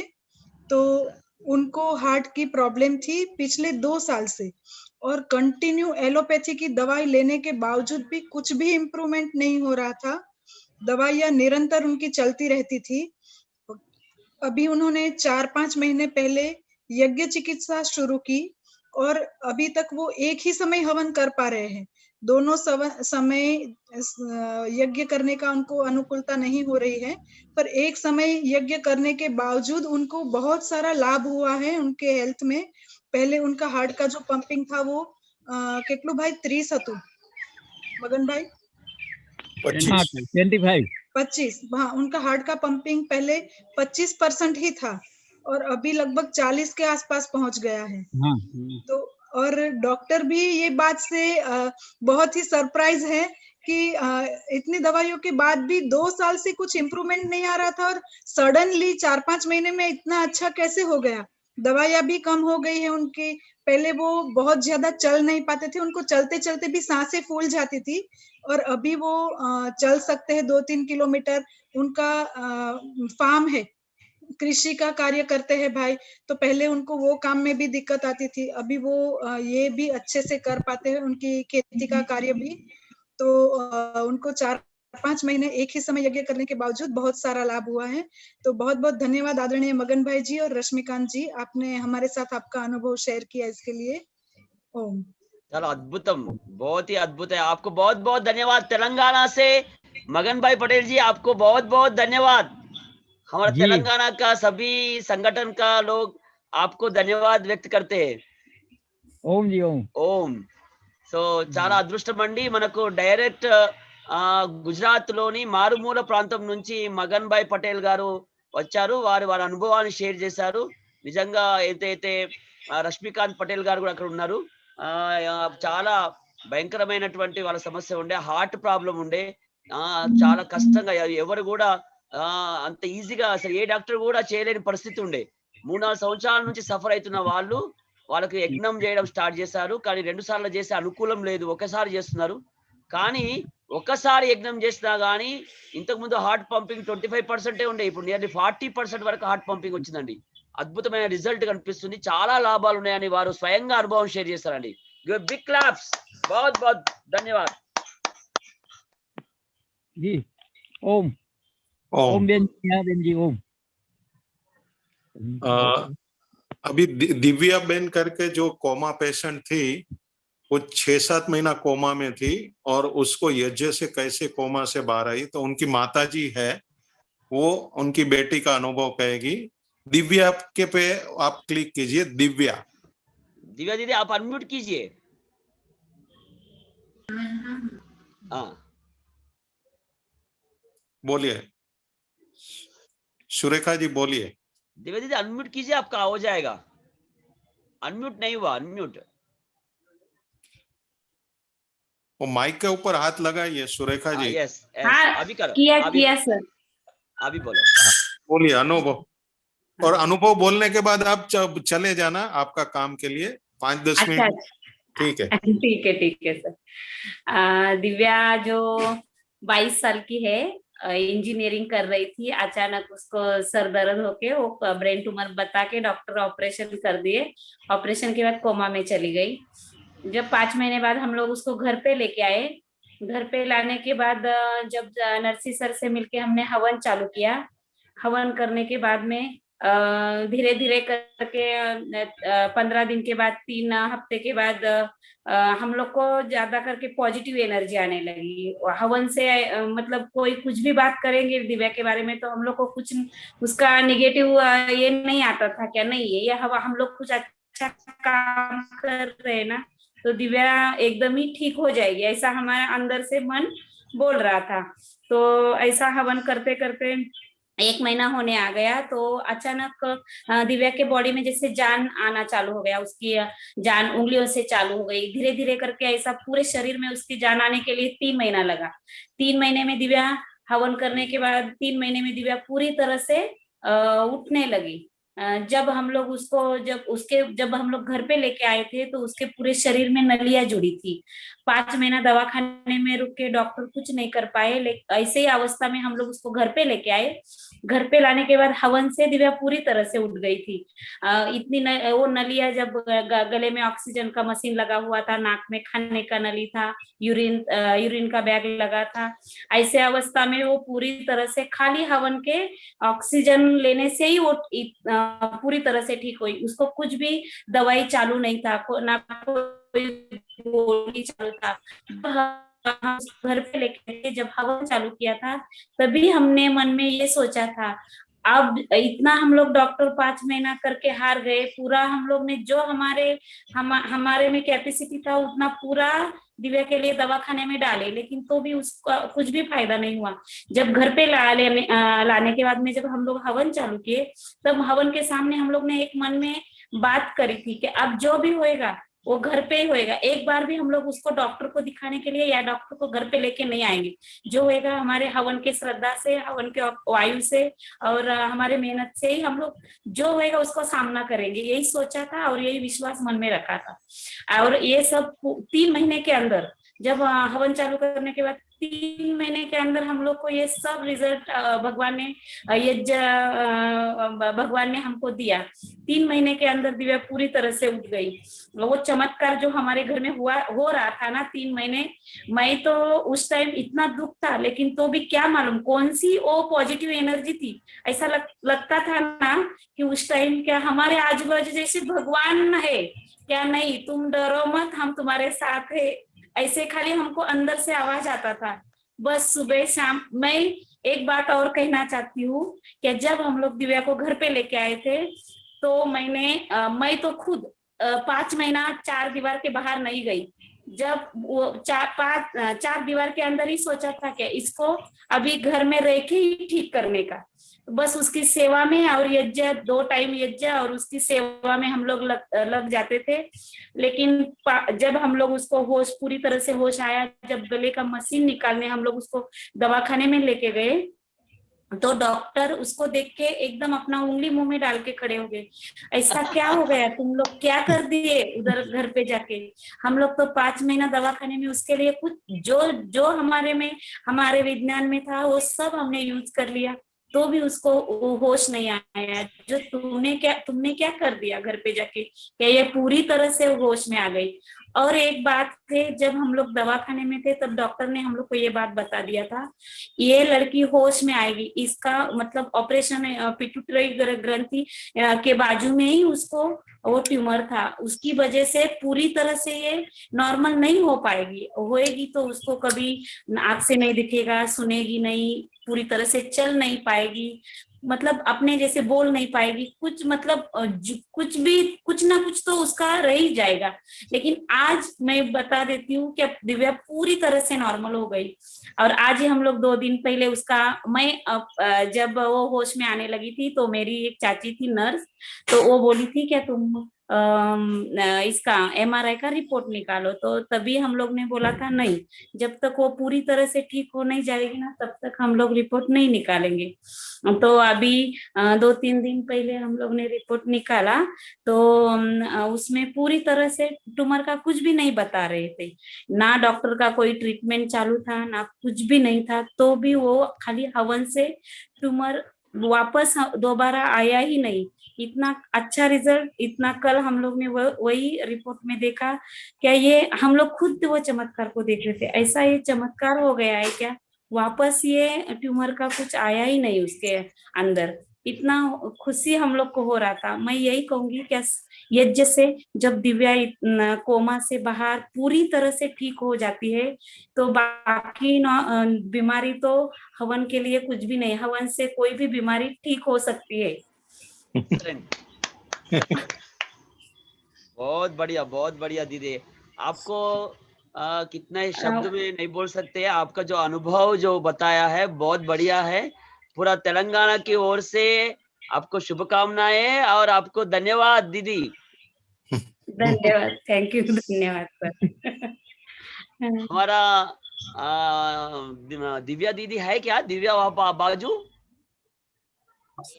दिव्या का एक मिनट, दिव्या का है ना, ये गले में से जो मशीन लगाया था ना कफ निकालने का, उसका वो गले में जो होल था उसको मिटाने के लिए छोटा ऑपरेशन आज ही हुआ है। तो अगर आ सकती है तो बताओ, खाली उसका दर्शन करवा। नो प्रॉब्लम, नो नीड, कोई तकलीफ देंगे, जरूरत नहीं। एक मिनट, हाँ 1 मिनट, हाँ सर 1 मिनट। एक्सलेंट अली, बहुत बढ़िया, कंग्रेचुलेशंस दिव्या बहन, बहुत बहुत धन्यवाद। वो ऑपरेशन अभी हुआ है ना दोपहर में, उसको ज्यादा बात करने नहीं हो रहा। भगवान की अपार कृपा है, भगवान की अपार कृपा है आप पर। हाँ सर,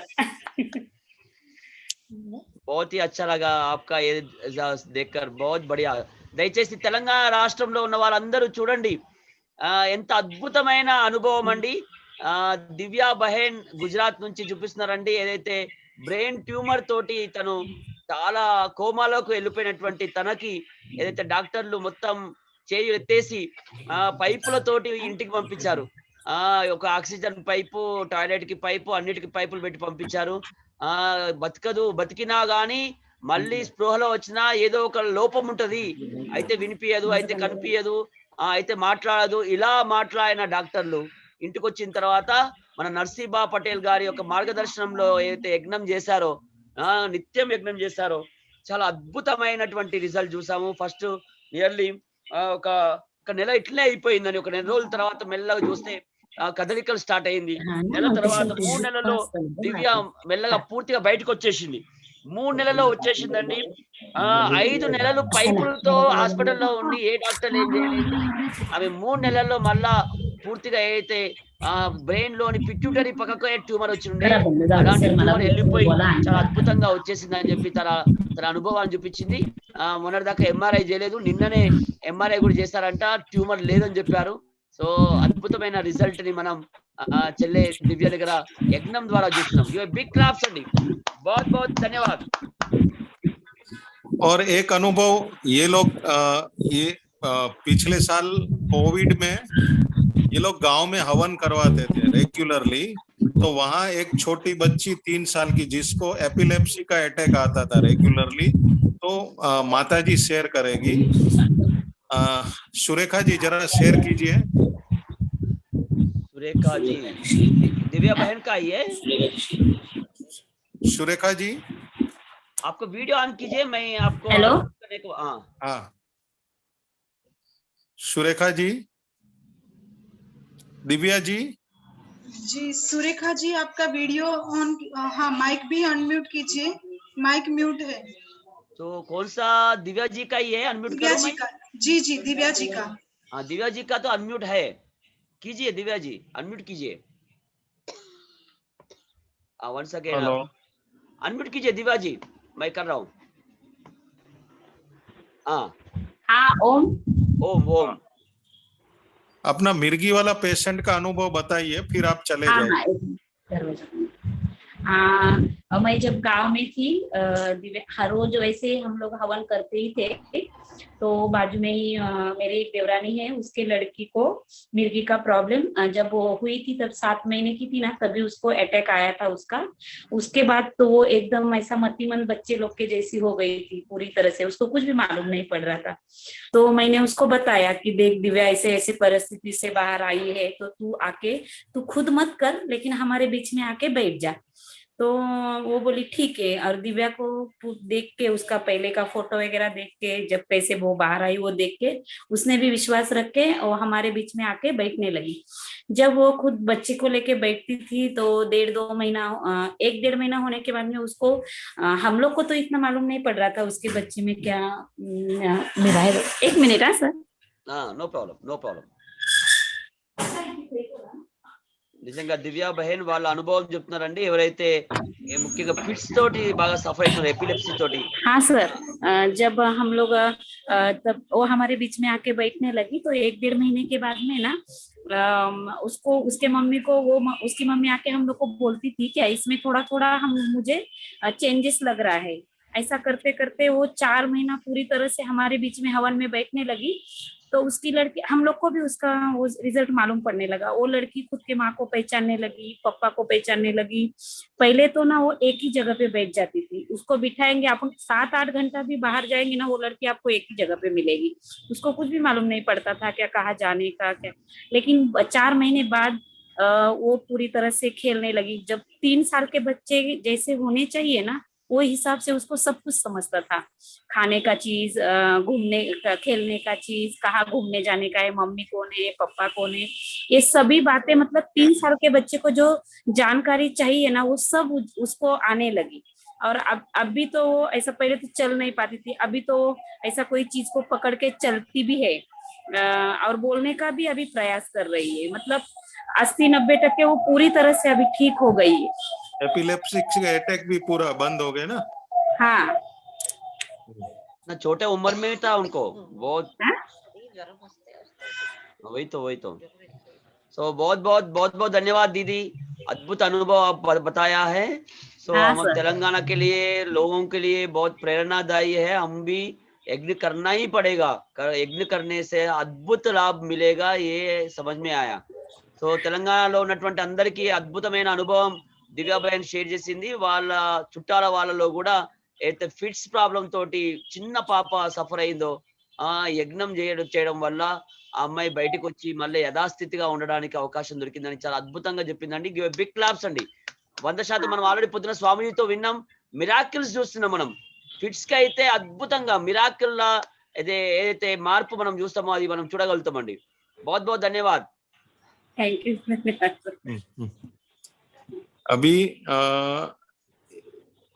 एक लंग फाइब्रोसिस वाले हैं हमारे राजेश जेठवा जी, तो वो अपना अनुभव शेयर करेंगे। राजेश जेठवा जी लाइन पे आइए। वीडियो ऑन कीजिए, मैं आपको अनम्यूट करने का मौका देता हूँ। राजेश जी, मैं देख रहा हूँ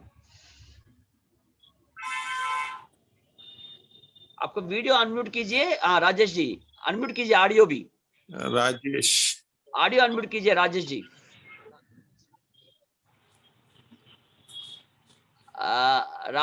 अनम्यूट कीजिए ऑडियो। यस, ओम आ गया। हेलो हेलो, हाँ बोलिए। हाँ, मेरे वाइफ है शिल्पा जेठवा, उनको लास्ट ईयर थोड़ा तकलीफ था, तबीयत खराब हो गया क्या, तो ये एक मिनट जी, मैं दिव्या जी का इसमें से निकालेंगे। हाँ बोलिए आप। हेलो, मेरा वाइफ है शिल्पा जेठवा, मेरी बाजू में बैठी है। हाँ, तो उनका तबीयत लास्ट फरवरी में थोड़ा खराब हो गया था, लगातार उनको बुखार आ रहा था। तो बाकी सब टेस्ट करवाया, तो वायरल टेस्ट करवाया, सब कराया, तो उसमें कुछ बुखार का कुछ पता नहीं चला। तो बाद में डॉक्टर बोले कि उसको चेस्ट का एक्सरे निकालो, सोनोग्राफी गले का निकाला और बाद में सीटी स्कैन करने को बोला। तो लास्ट में उसमें सीटी स्कैन में निमोनिया बताया और डॉक्टर बोलते कि लंग फाइब्रोसिस है। तो उनका सब ये सब रिपोर्ट दिखाने के बाद ये सब 1.5 महीना चला गया, सब उसमें सब निमोनिया का दवाई 5-5 दिन का सब डॉक्टर कोर्स करते थे, लेकिन कुछ फर्क नहीं पड़ा। बाद में ये कोविड का चालू हो गया तो सब डॉक्टर लोग ने अपना ओपीडी बंद कर दिया, और स्पेशलिस्ट डॉक्टर स्पेशलिस्ट वो बोलते हैं कि उनको बायोप्सी टेस्ट करना पड़ेगा, बाद में अभी दूसरा दवाई दे सकता है, उसके पहले नहीं दे सकता है। तो बायोप्सी टेस्ट कोविड की वजह से नहीं हो पाया। इधर भी जाते तो बोलता अभी गवर्नमेंट गाइडलाइन है तो ये अभी नहीं होगा, कोरोना का हिसाब से तो केवल कोविड का ही ट्रीटमेंट होगा, बाकी सब नहीं होगा। तो बाद में हमारे से नरसिंह भाई से मैंने बात की, हम वहाँ नियमित रूप से योग क्लास में पाटीदरबाड़ी में जाते हैं गवर्नमेंट, तो नरसिंह भाई जी से बात किया तो बोले आप अपनी वाइफ को अपने यहाँ हवन होता है हॉल में, तो वहां लेकर आइए, उसके सामने बिठाकर हम उनको प्राणायाम थोड़ा सिखाएंगे तो उसमें अच्छा हो जाएगा। तो हमने तभी से हवन सब चालू किया, तभी तो हमने वो साधारण सामग्री आदि उसी से चालू किया था, तो उससे उसकी वजह से थोड़ा थोड़ा उनको श्वास लेने में जो दिक्कत आ रही थी तो उसकी वजह से थोड़ा उसको आराम लगने लगा उसमें, और उसका ये जो बुखार के आने की वजह से उनका 4-5 किलो वजन भी कम हो गया था और पूरा कमजोरी आ गया था। तो फिर कोविड की वजह से पाटीदरबाड़ी में भी वो हवन सब बंद हो गया गवर्नमेंट की गाइडलाइन की वजह से। फिर नरसिंह भाई जी ने पूरा हवन सामग्री और ये सब औषधि वगैरह दिया, उन्होंने आप अभी घर पे ये सब हवन करो और प्राणायाम करो। तो धीरे धीरे हमने ये 1 महीना 2 महीना करने से उनको जो तकलीफ थी श्वास लेने में और जो बुखार नहीं कम हो रहा था, खाना पीना नहीं चल रहा था, तो उनसे बहुत लाभ मिलने लगा। तो उसका धीरे धीरे जो नहीं हो पा रहा था, प्राणायाम भी ठीक से नहीं हो पा रहा था, तो भी होने लगा और तबीयत धीरे धीरे सुधरती गई। तो आज ऐसी है कि अभी हम लोग पिछले महीने हरिद्वार गए थे, तो उससे पहले हमने सिटी स्कैन का लेटेस्ट रिपोर्ट निकाला, तो उसमें जो निमोनिया और वगैरह जो भी जो तकलीफ थी वो सब दूर हो गई। और अभी ये जो हरिद्वार गए थे तो वहां पर रिपोर्ट में जो रिसर्च सेंटर है वहां का डॉक्टर लोग का, उन्होंने पूरा उसके फोन करके बताया उनको लंग फाइब्रोसिस नहीं था, उनको क्रोनिक अस्थमा था। वॉइस ब्रेक हो जा रहे हैं, नो प्रॉब्लम। राजेश जी का वॉइस ब्रेक हो रहे थोड़ा सा। मैं कंप्लीट करता हूँ सर जी। बोलिए आप। हाँ, तो उनका जो बायोप्सी का और सब डॉक्टर ने बताया, तो कोविड पीरियड में कुछ हो नहीं सका और उन्होंने प्राणायाम और यज्ञ शुरू किया, तो उसका जो भी श्वास फूलना, फिर सर्दी होना, जो कॉम्प्लिकेशन न्यूमोनिया का और ये जो था फाइब्रोसिस का, वो all the symptoms has gone और शी इज नाउ कंप्लीटली, वो जो भी सिम्टम्स थे सब निकल गए, वो सब रिपोर्ट नॉर्मल आया। अद्भुत अद्भुत।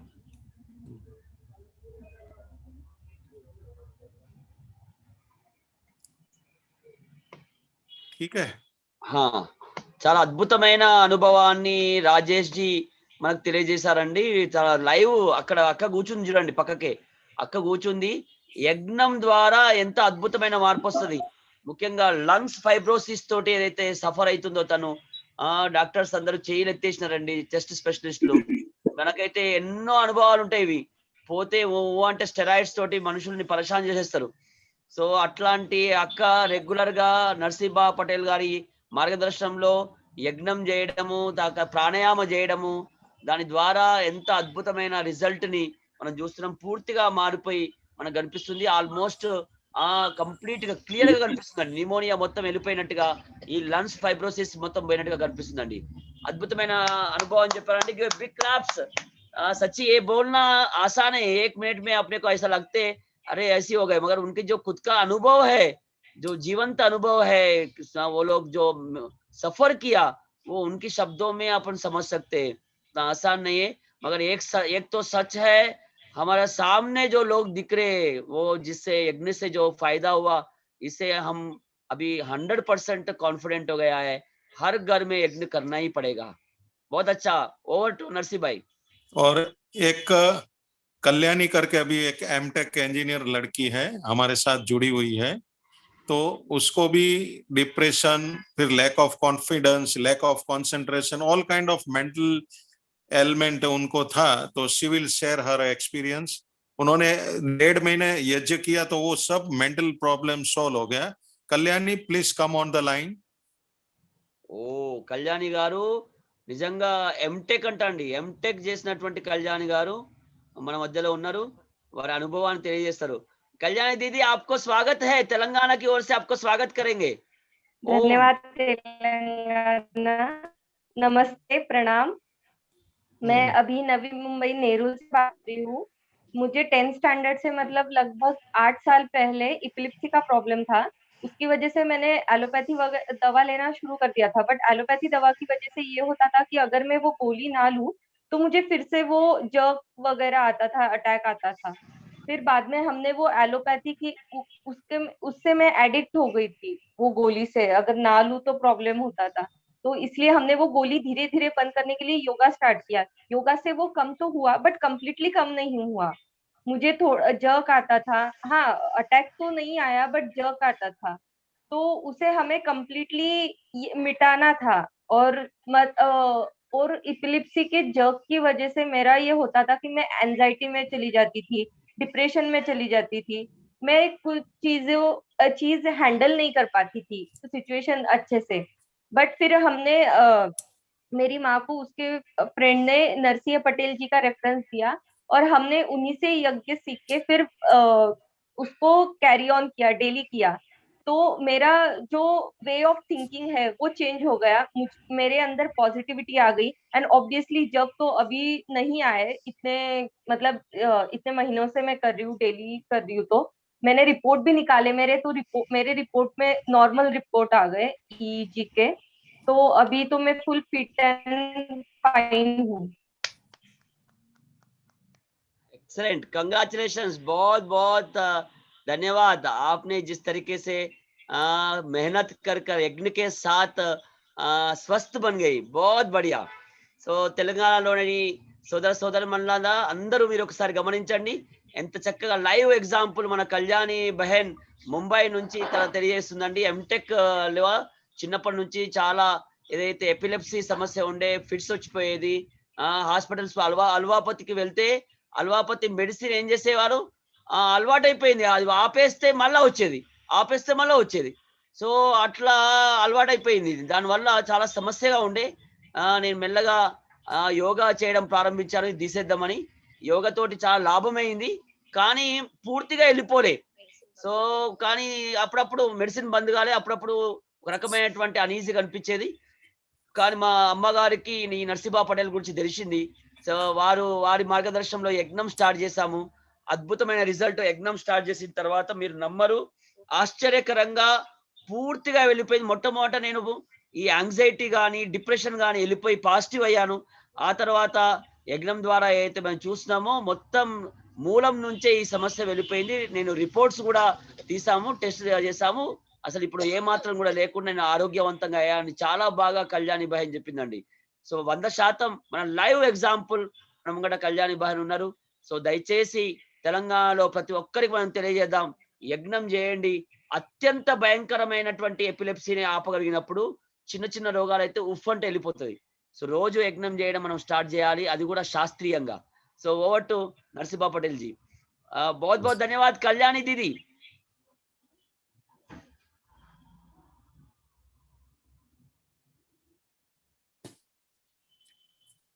अभी हमारे पास प्रैक्टिकल अनुभव वाले शेयरिंग करने वाले नहीं है, लेकिन हमारे पास कितना टाइम है भैया जी?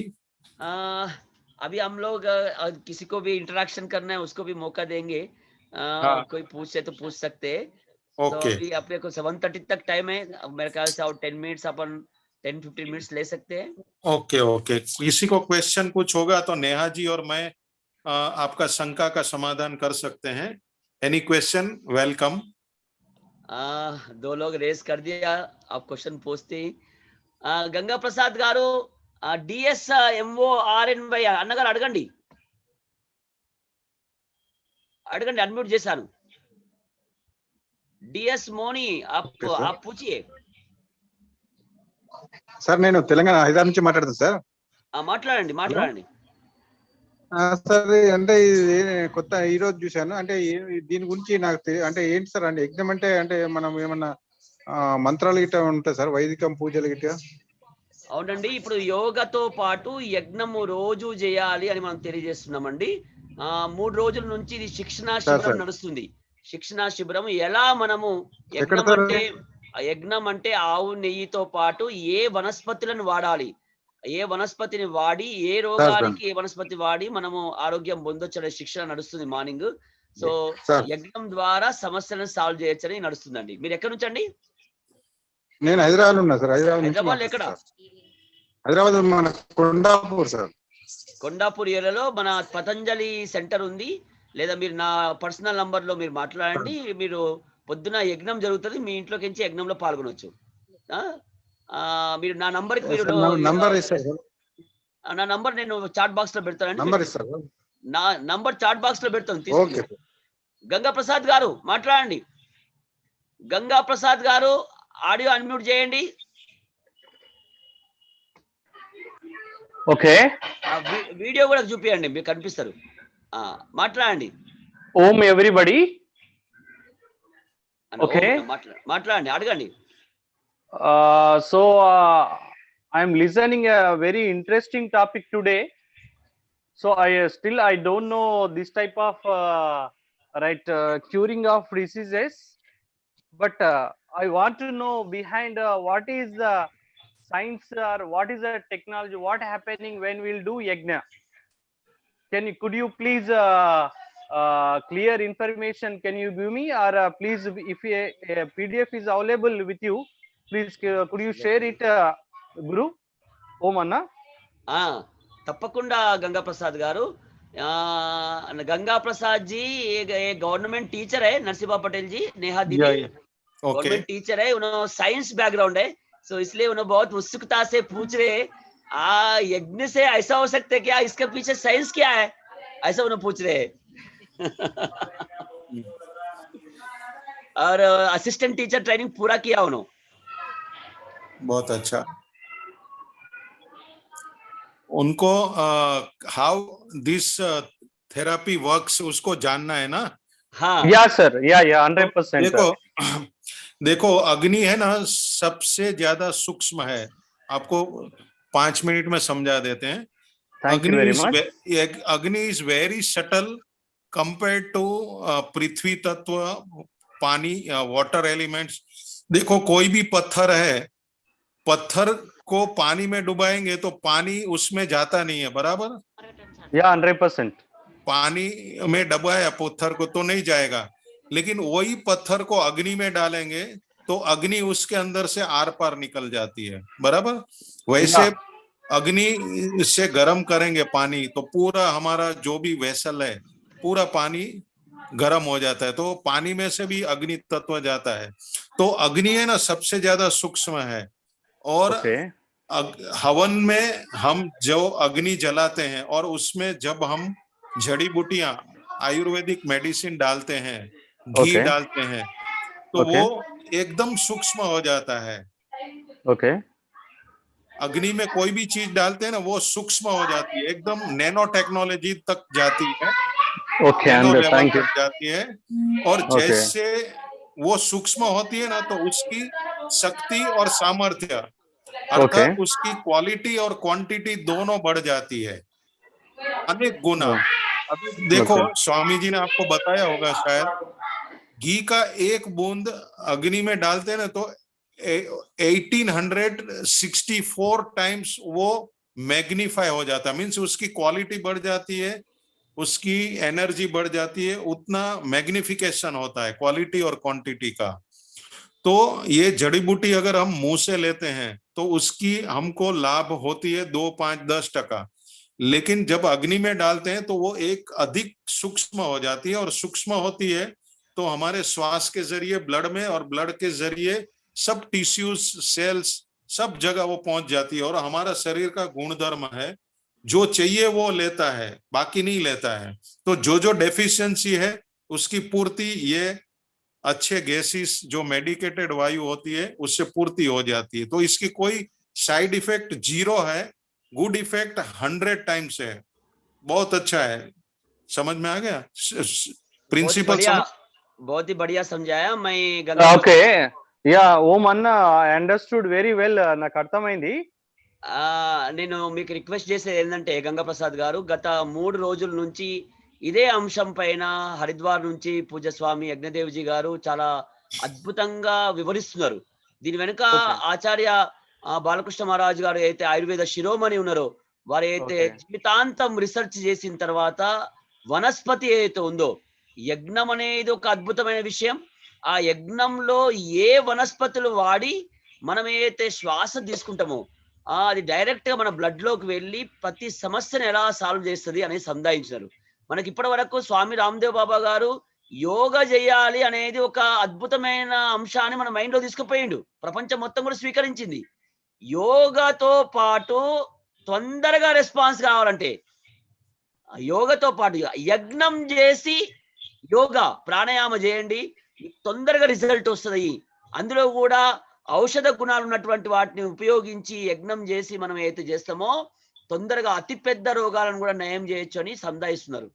సో ఈ అద్భుతమైన ప్రక్రియ, అందుకోసమే ఈ సెషన్ తీసుకున్నాము. మీరు రండి, మీ సమయాన్ని తీయండి, నేర్చుకోండి. మన దగ్గర డాక్టర్ అశోక్ వర్ధన్ గారు ఉన్నారు, చాలా మంది ఉన్నారు.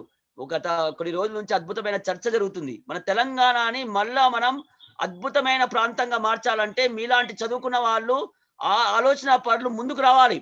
సమాజంలో ప్రయత్నం చేసే వాళ్ళు ముందుకు రావాలి. ప్రయత్నం చేసే వాళ్ళ లోపం ఉండడం వల్లనే ఈ సమాజం భయంకరంగా వెనుకబడిపోతుంది.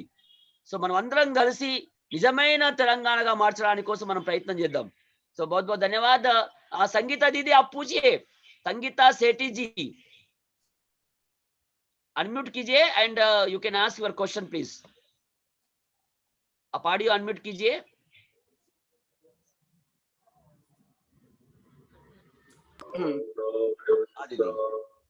हो गया, आप कर सकते हैं ना? आप बोलिए दीदी. मैं ये कह रही थी कि जैसे हमने अभी पहले करते थे, अभी बीच में छोड़ दिया, अभी बहुत दिनों से कभी कभी कर लेते हैं. तो मेरे को ये एक तो क्वेश्चन पूछना है कि क्या टाइम में, अगर हम 11 बजे टाइम मिलता है तो कर सकते हैं? नेहा जी जवाब दीजिए. मतलब सवेरे ही करना है कि बाद में भी कर सकते हैं? नेहा जी है, नहीं तो मैं देता हूँ. नेहा जी नमस्ते. नमस्ते जी, नमस्ते. हाँ, बहुत खुश रहिए सब लोग. जी जी. हाँ, तो मैं अहमदाबाद से संगीता बोल रही हूँ. तो ये पूछे कोई टाइम, पर्टिकुलर टाइम है क्या उसका, कि कभी भी कर सकते हैं दिन में? जी, आप सुबह और शाम दोनों समय कर सकते हैं. शास्त्रों के हिसाब से आइडियल ये है कि हम सुबह प्रातः काल में जब सूर्योदय के समय करें और सूर्यास्त के समय करें. अच्छा, शाम को कर सकते हैं ना? कभी भी जी, कभी भी हम कर सकते हैं. सुबह भी हम 8-9 बजे के आसपास भी कर सकते हैं और शाम को 6 से 8 के बीच में कभी भी कर सकते हैं. सुबह भी 6 से 9 के बीच में कभी भी कर सकते हैं. अच्छा, बहुत अच्छा. और मेरे को ये क्वेश्चन है कि जैसे हम करते तो हमको कोई प्रॉपर वे में जाना है? वैसे हम तो करते से महामृत्युंजय मंत्र कर लिया, लक्ष्मी मंत्र कर लिया, नवग्रह मंत्र कर लिया, और ये इन्हीं सब मंत्रों से करते हैं, गायत्री मंत्र कर लिया. तो कोई प्रॉपर लाइन से करने चाहिए क्या? जी, उसकी पूरी विधि है. तो वो हम आदरणीय भाई किशोर भाई के साथ शेयर कर देंगे उसका वीडियो. तो वो अग्निहोत्र की जो यज्ञ की विधि है उस हिसाब से करेंगे तो ज्यादा अच्छा है. परंतु अगर आपको अनुकूलता नहीं हो रही है उस हिसाब से करने की, तो आप गायत्री मंत्र या महामृत्युंजय मंत्र से भी आहुति देंगे तो भी चलेगा. अच्छा, जैसे ये नवग्रह मंत्र ये सब जी, जैसे नवग्रह मंत्र होता है ना, आप कोई भी वैदिक मंत्रों से आहुति देके, आपके पीछे शायद कुछ चालू है मंत्रोच्चारण. हाँ, हमारे वो बाबा जी है ना, हम शिव योग फॉलो करते हैं, अब्दुल शिवानंद जी. तो उनका मंत्र चल रहा है, वो बंद कर दो क्या? जी नहीं, थोड़ा आपकी आवाज डिस्टर्ब हो रही है. अच्छा, हाँ, संगीता दीदी, फॉलो संगीता दीदी, I'm sorry संगीता दीदी, आप अभी 3 दिन से जो यज्ञ चिकित्सा शिक्षण शिविर चल रहे ना, आप सुबह का सत्र में सेम लिंक के साथ आ जाइए. आज का जो लिंक है ना, सेम लिंक के साथ सुबह 6 बजे आइए, हम साथ में यज्ञ करेंगे. पूज्य स्वामी यज्ञदेव जी हमसे कराएगा. आपको ये विधि विधान जो किस तरीके से करना है, कौन सा मंत्रोच्चारण से करना है, उसका पूरा कार्ड है, सब कुछ है. आप जान सकते हैं, हम साथ में, और बुधवार तक रोज चलेगा। अच्छा, इसी लिंक पे खुल जाएगा? यही लिंक है, यही लिंक अच्छा, में 6 बजे से 6 से 7:30 बजे तक, 6 से 7:30 बजे तक चलेगा। 6 से 15 मिनट्स का ये जो यज्ञ है, यज्ञ करेंगे। यज्ञ के बाद इसका पीछे जो शास्त्रीय ज्ञान है उसको भी समझने की कोशिश करेंगे। अभी वेडनेसडे तक ये शिक्षण चल रहे हैं, आप भी जुड़ सकते हैं। Okay, very good. तो सवेरे ये 6 पर जब हम रोज करेंगे तो हमको टाइम जरा 15 मिनट टाइम लिमिटेशंस होती है, क्योंकि हमें अपना भी करना होता है बहुत कुछ। तो हाँ, तो उसमें हम ज्यादा टाइम नहीं अफोर्ड कर सकते। नहीं, शिक्षण समय में आप आइए, सीखो, फिर बाद में आपके अनुकूलता के अनुसार आप कर सकते हैं। बराबर। अच्छा, और बाकी मेरी बहन इलाहाबाद में रहती है, उनको बहुत ज्यादा पैर में भी रिप्लेसमेंट के लिए बोल दिया है, और पैरों में कुछ सूजन सी हो गई है। वो तो रोज यज्ञ करती है, डेली करती है, इलाहाबाद में रहती है। तो उनको क्या करना चाहिए? नेहा दीदी, हाँ, उनको पानी बता दिए, पैरों में ना पानी भर गया है वो नीचे, और घुटने के दोनों घुटने का रिप्लेसमेंट बोल दिया, और यज्ञ वो रोज करती हैं। नेहा दीदी, ओवर टू नेहा दीदी। जी। हाँ, मेरी बहन है मेरा नेटवर्क का थोड़ा इश्यू है, आपका सवाल एक बार फिर से बताएंगे? हाँ, मैं इलाहाबाद में उनका दीदी है, उन्होंने यज्ञ भी करते हैं, अगर घुटने का समस्या है उनको, कैसा ऐसा उनको उसके बारे में पूछ रहे उन्होंने। जी। तो आप वातारी हवन सामग्री से यज्ञ करें। जो वातारी वात रोग की वजह से ही हमें जॉइंट पेन आदि होते हैं, तो वातारी यज्ञ की जो सामग्री है उससे यज्ञ करें, और पारिजात का और निर्गुंडी का काढ़ा आदि का प्रयोग करें। और दिन में जब भी पानी पीना है तो थोड़ा सा गुनगुना पानी, उसमें सौंठ डाल के, 1 लीटर पानी में ड्राई जिंजर उसका पाउडर, 1 लीटर पानी में 2 चुटकी सौंठ डाल के, वो थोड़ा सा warm water, lukewarm water ही पीना है जब भी पिए तो। और पानी बैठ के पिए, कभी भी खड़े खड़े पानी ना पिए। ये छोटी छोटी चीजों का उनको बताइए आप, तो उनको जरूर इससे लाभ होगा। बहुत ही अच्छा। చాలా ये चीज कई लोगों को समस्या है, చాలా మందికి సమస్య ఉందండి, ముఖ్యంగా మోకాలు నొప్పులు. ఈ మోకాలు నొప్పులు ఉన్న వాళ్ళు దయచేసి, మనం కేవలం యజ్ఞం చేయడం కాదండి, ఈ పాయింట్ మనకు అర్థం కావాలి. కేవలం యజ్ఞం చేయడం, ఒకటోది యజ్ఞం చేయడం నేర్చుకోవాలి, రెండోది ఏ హవన సామాగ్రి వాడాలి. ఇప్పుడు ఈ మన మోకాలు నొప్పులకు సంబంధించి ఏదైతే ఎనీ నొప్పి అయినా కానీ అది వాత సమస్య కాబట్టి వాతారి హవన సామాగ్రి తెప్పించుకొని దాంతో పాటు మనం యజ్ఞం చేసి ఏదైతే మిగిలిన చిన్న చిన్న అంశాల్లో మనము జాగ్రత్తలు తీసుకుంటే తప్పకుండా రిజల్ట్ వస్తుందని అక్క చాలా బాగా చెప్తుందండి. बहुत बहुत धन्यवाद। और कोई प्रश्न है तो पूछ सकते हैं, नहीं तो हम आगे बढ़ेंगे। చాలా అద్భుతమైన సెషన్ మనకు జరిగింది. ఈ సెషన్ లో చాలా అంశాలు మనం తెలుసుకోవడానికి అవకాశం దొరికిందండి. వీడియో ఆన్ చేయండి, మరి అందరు వీడియోలు మూసుకొని కూర్చుంటే మాట్లాడే వాళ్ళకి ఏం ఎంకరేజ్మెంట్ ఉంటుందండి. వీడియో ఆన్ చేయండి. ఎవరైతే మాట్లాడాలనుకుంటున్నారో, ప్రశ్నించాలనుకుంటున్నారో, ఈ మంచి అవకాశం. డైరెక్ట్ మనము ఎక్స్పర్ట్స్ తోటి మాట్లాడుతున్నాం కాబట్టి వాళ్ళతో మనం షేర్ చేయొచ్చు. ఈ సందర్భంగా ముత్యాల రమేష్ అన్న కరీంనగర్, మా యువ భారత్ తెలంగాణ రాష్ట్ర అధ్యక్షులు ఉన్నారండి. యువ భారత్ అధ్యక్షులు ముత్యాల రమేష్ అన్న ఉన్నారా? ఆడియో వీడియో అన్మ్యూట్ చేయండి రమేష్ అన్న. ముత్యాల రమేష్ అన్న.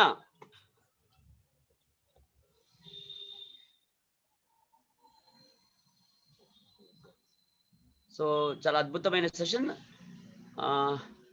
ఈ సందర్భంగా ముందుకెళ్దాం. అంతకంటే ముందు మనం డాక్టర్ అశోక్ వర్ధన్ గారు ఏమైనా మాట్లాడతారండి? ఒక్క నిమిషం మాట్లాడండి.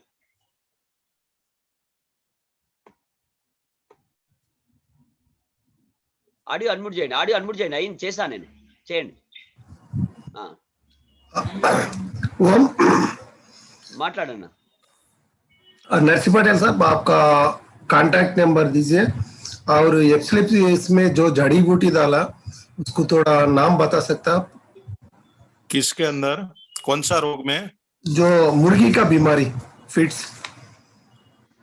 किसका बीमारी समझा नहीं? एपिलेप्सी के बारे में। एपिलेप्सी में है ना, अधिकतर वो दालचीनी है, शंखपुष्पी है, और ये ब्राह्मी है, तो ये मस्तिष्क के संबंधी जो भी मस्तिष्क को जो पोषण करने वाली शक्ति देने वाली है वो जड़ी बूटियां डालते हैं। तो मैं शेयर करूंगा, तो उसमें और भी जड़ी बूटियां रहती है, that I will share you. मुझे आप मेरा मोबाइल नंबर ले लीजिए सब लोग, 98 सुबह 676 977 43। हाँ, तो मैं शेयर कर दूंगा, ठीक है। లే పొద్దున పూజ స్వామీజీ చాలా బాగా చెప్పారండి ఈ అంశం పైన, ముఖ్యంగా జ్యోతిష్ మరి హవన సామాగ్రి గురించి మాట్లాడారు. అందులో అయితే ఎన్ని అంశాలు ఉన్నాయో కూడా చెప్పారు, చాలా అంశాలు చెప్పారండి దీని గురించి పొద్దున పూజ స్వామీజీ గారు. సో దానికి సంబంధించిన బ్రోచర్ ని మొత్తం తెలుగులోకి తీసుకొచ్చే ప్రయత్నం చేస్తున్నాము. నాకు తెలిసి అందరికీ అందుబాటులోకి వచ్చేస్తుందండి, అది చేద్దాం మనం. मेद्य करके भी आती है, मेद्य। हाँ, मेद्य वो मस्तिष्क के पोषण के लिए है। मेंटल रिलेटेड कोई भी प्रॉब्लम है तो उसके लिए बहुत प्रभावी है, इफेक्टिव है। और आपने अभी जो ज्योतिमसी की बोला ना, वो भी अच्छी है, तो मैं आप सबको शेयर कर दूंगा, ठीक है। धन्यवाद, बहुत बहुत धन्यवाद। मैं आदरणीय विश्वनाथ महाजन जी से विनती करता हूं, आप आज का सेशन का कंक्लूड कीजिए। विश्वनाथ महाजन जी तेलंगाना राष्ट्र का जो सोशल मीडिया का संभालते हैं, बहुत अच्छा एक्टिव कार्यकर है विश्वनाथ महाजन जी।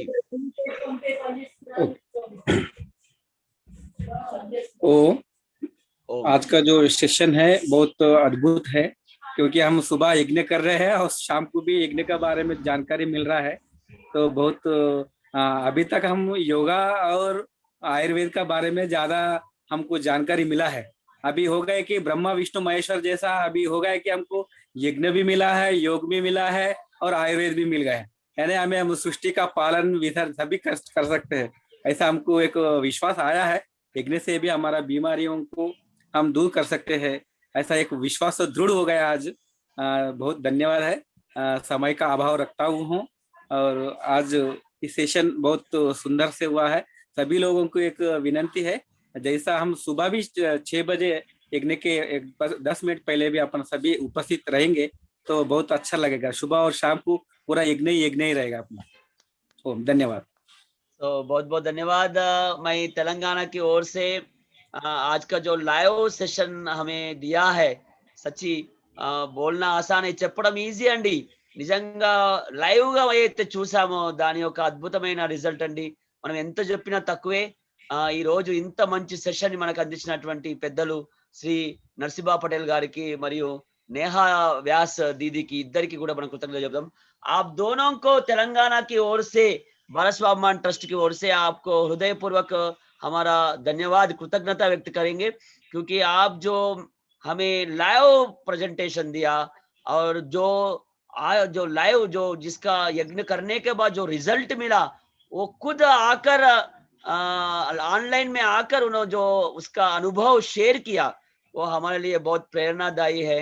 100% हमारा विश्वास बढ़ गया और हम पूरा तेलंगाना में कोशिश करेंगे, कोशिश नहीं, जैसा योग का एक अभियान चला था वैसे हम आयुर्वेद का भी अभियान चला रहे और साथ साथ यज्ञ का भी अभियान ले जाएंगे। हमारा स्लोगन है घर घर योगा और घर घर यज्ञ, ये हमारा स्लोगन है।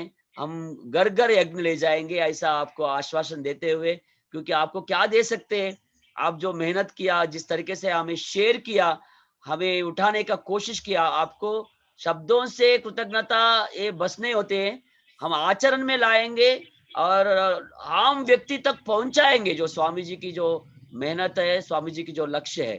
So once again I express my heartful thanks on behalf of Telangana all 5 संगठन, आदरणीय श्री नरसिंबा पटेल जी और आदरणीय श्रीमती नेहा व्यास जी, आप दोनों को भी हमारा तरफ से धन्यवाद। और आज जो जुड़े हैं गुजरात से सभी बहनों को, सभी इन लोगों को, सभी को हमारा कृतज्ञता व्यक्त करेंगे। बहुत बहुत धन्यवाद। आज का जो शाम के सत्र यहाँ पर हम शांति पाठ के साथ रोकेंगे। और किसी को पूछना है कुछ प्रश्न?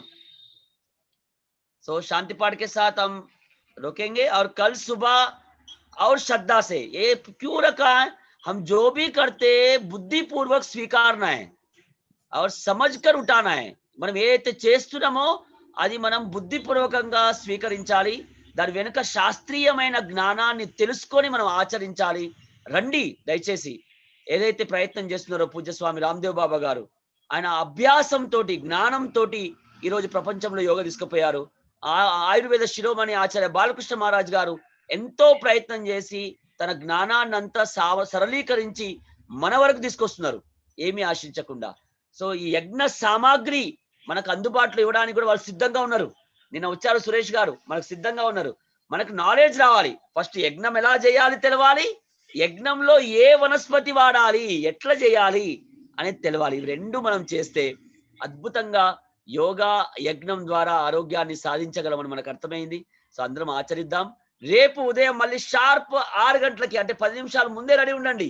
మీరు రేపైతే ఫస్ట్ 15 minutes లోనే యజ్ఞం చేపిస్తాడు స్వామీజీ గారు. పూజ్యస్వామి యజ్ఞదేవిజీ గారు ఏమన్నారు, మీరు అన్ని సిద్ధంగా పెట్టుకోండి. ముఖ్యంగా హవన కుండి, తర్వాత హవన కుండిలో మధ్యలో ఏదైతే ఆవు పిడక తీసి పెట్టడం, అలాగే ఏదైతే సమిధలు ఉన్నాయో సమిధలని, ముఖ్యంగా ఏ సమిధలు ఉండాలో అవే, రావి గాని జువ్వి గాని మామిడి గాని మన దగ్గర రెడీ పెట్టుకోవాలి. కట్ చేసుకొని 2 ఇటు 2 అటు అన్ని సిద్ధంగా పెట్టుకోవాలి. మా మధ్యలో నెయ్యి వేయాలి. అట్లే నెయ్యి ఒక గిన్నెలో వేసి పెట్టుకోవాలి. పల్లెంలో హవన సామాగ్రి రెడీ పెట్టుకోవాలి. హారతి కర్పూరం రెడీ పెట్టుకోవాలి. దీపం రెడీ పెట్టుకోవాలి. ఈ విధంగా అన్ని సిద్ధంగా పెట్టుకుందాం. ఫస్ట్ 15 minutes లోనే యజ్ఞం చేస్తాం. అందుకే ఆలస్యంగా వచ్చే వాళ్ళు మిస్ అవుతారు. కాబట్టి 6 గంటలకు 10 నిమిషాల ముందే రెడీ ఉండండి. యజ్ఞం ముందే ఉంటుంది, తర్వాత దానికి సంబంధించిన కార్యక్రమాలు ఉంటాయని తెలియజేస్తూ आज का सेशन आदरणीय श्री नेहा जी और हमारा जो नरसिम्हा पटेल जी से विनती करता हूँ, आप अनुमति दिया तो हम शांति मंत्र कहेंगे। जी नमस्ते भाई, आप सभी का बहुत बहुत धन्यवाद। आपने हमें जो समय दिया उसके लिए, और इतना संयम पूर्वक आपने हमें सबको सुना। और मुझे ये अपेक्षा है आप सबसे कि हमारे जो भी यज्ञ चिकित्सा से ठीक हुए हैं, दिव्या बहन है, शिल्पा जी है, रश्मिकांत भाई है, सबका अनुभव सुनने के बाद आप सब भी इस मार्ग पे आगे बढ़ेंगे और अपने जीवन में इसे जरूर अपनाएंगे। जी नमस्ते, धन्यवाद। ओम ओम। बहुत बहुत धन्यवाद। 100% हम आगे बढ़ेंगे। कल सुबह एज इट इज 6 बजे से 10 मिनट पहले से तैयार रहेंगे और यज्ञ साथ में करेंगे पूज्य स्वामी जी के मार्गदर्शन में। बहुत बहुत धन्यवाद। शांति मंत्र करेंगे। फिर कल शाम को भी अभ्यास वर्ग रहेगा, सुबह यज्ञ और शाम को अभ्यास।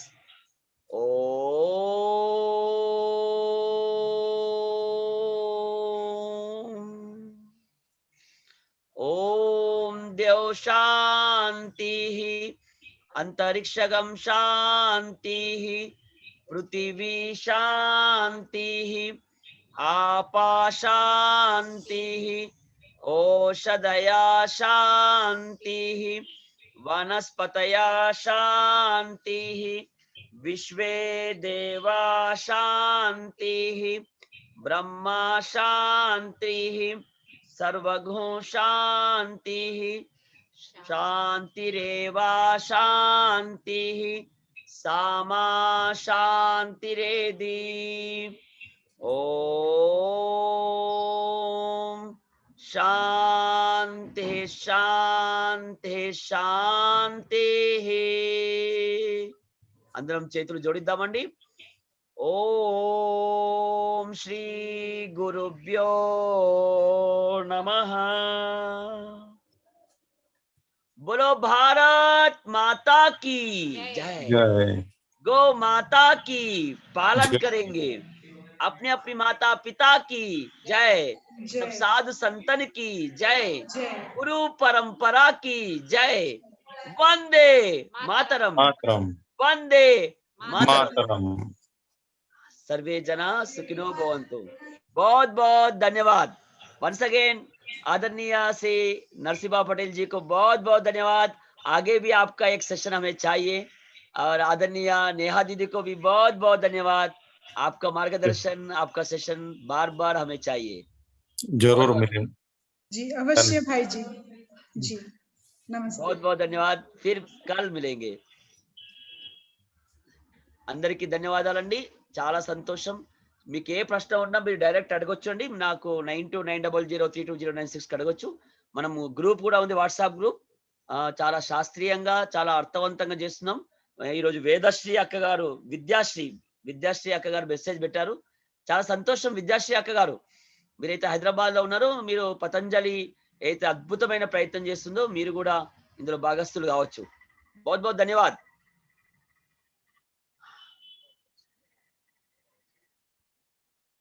ఆదరణీయ డాక్టర్ అశోక్ వర్ధన్ గారు ధన్యవాదండి.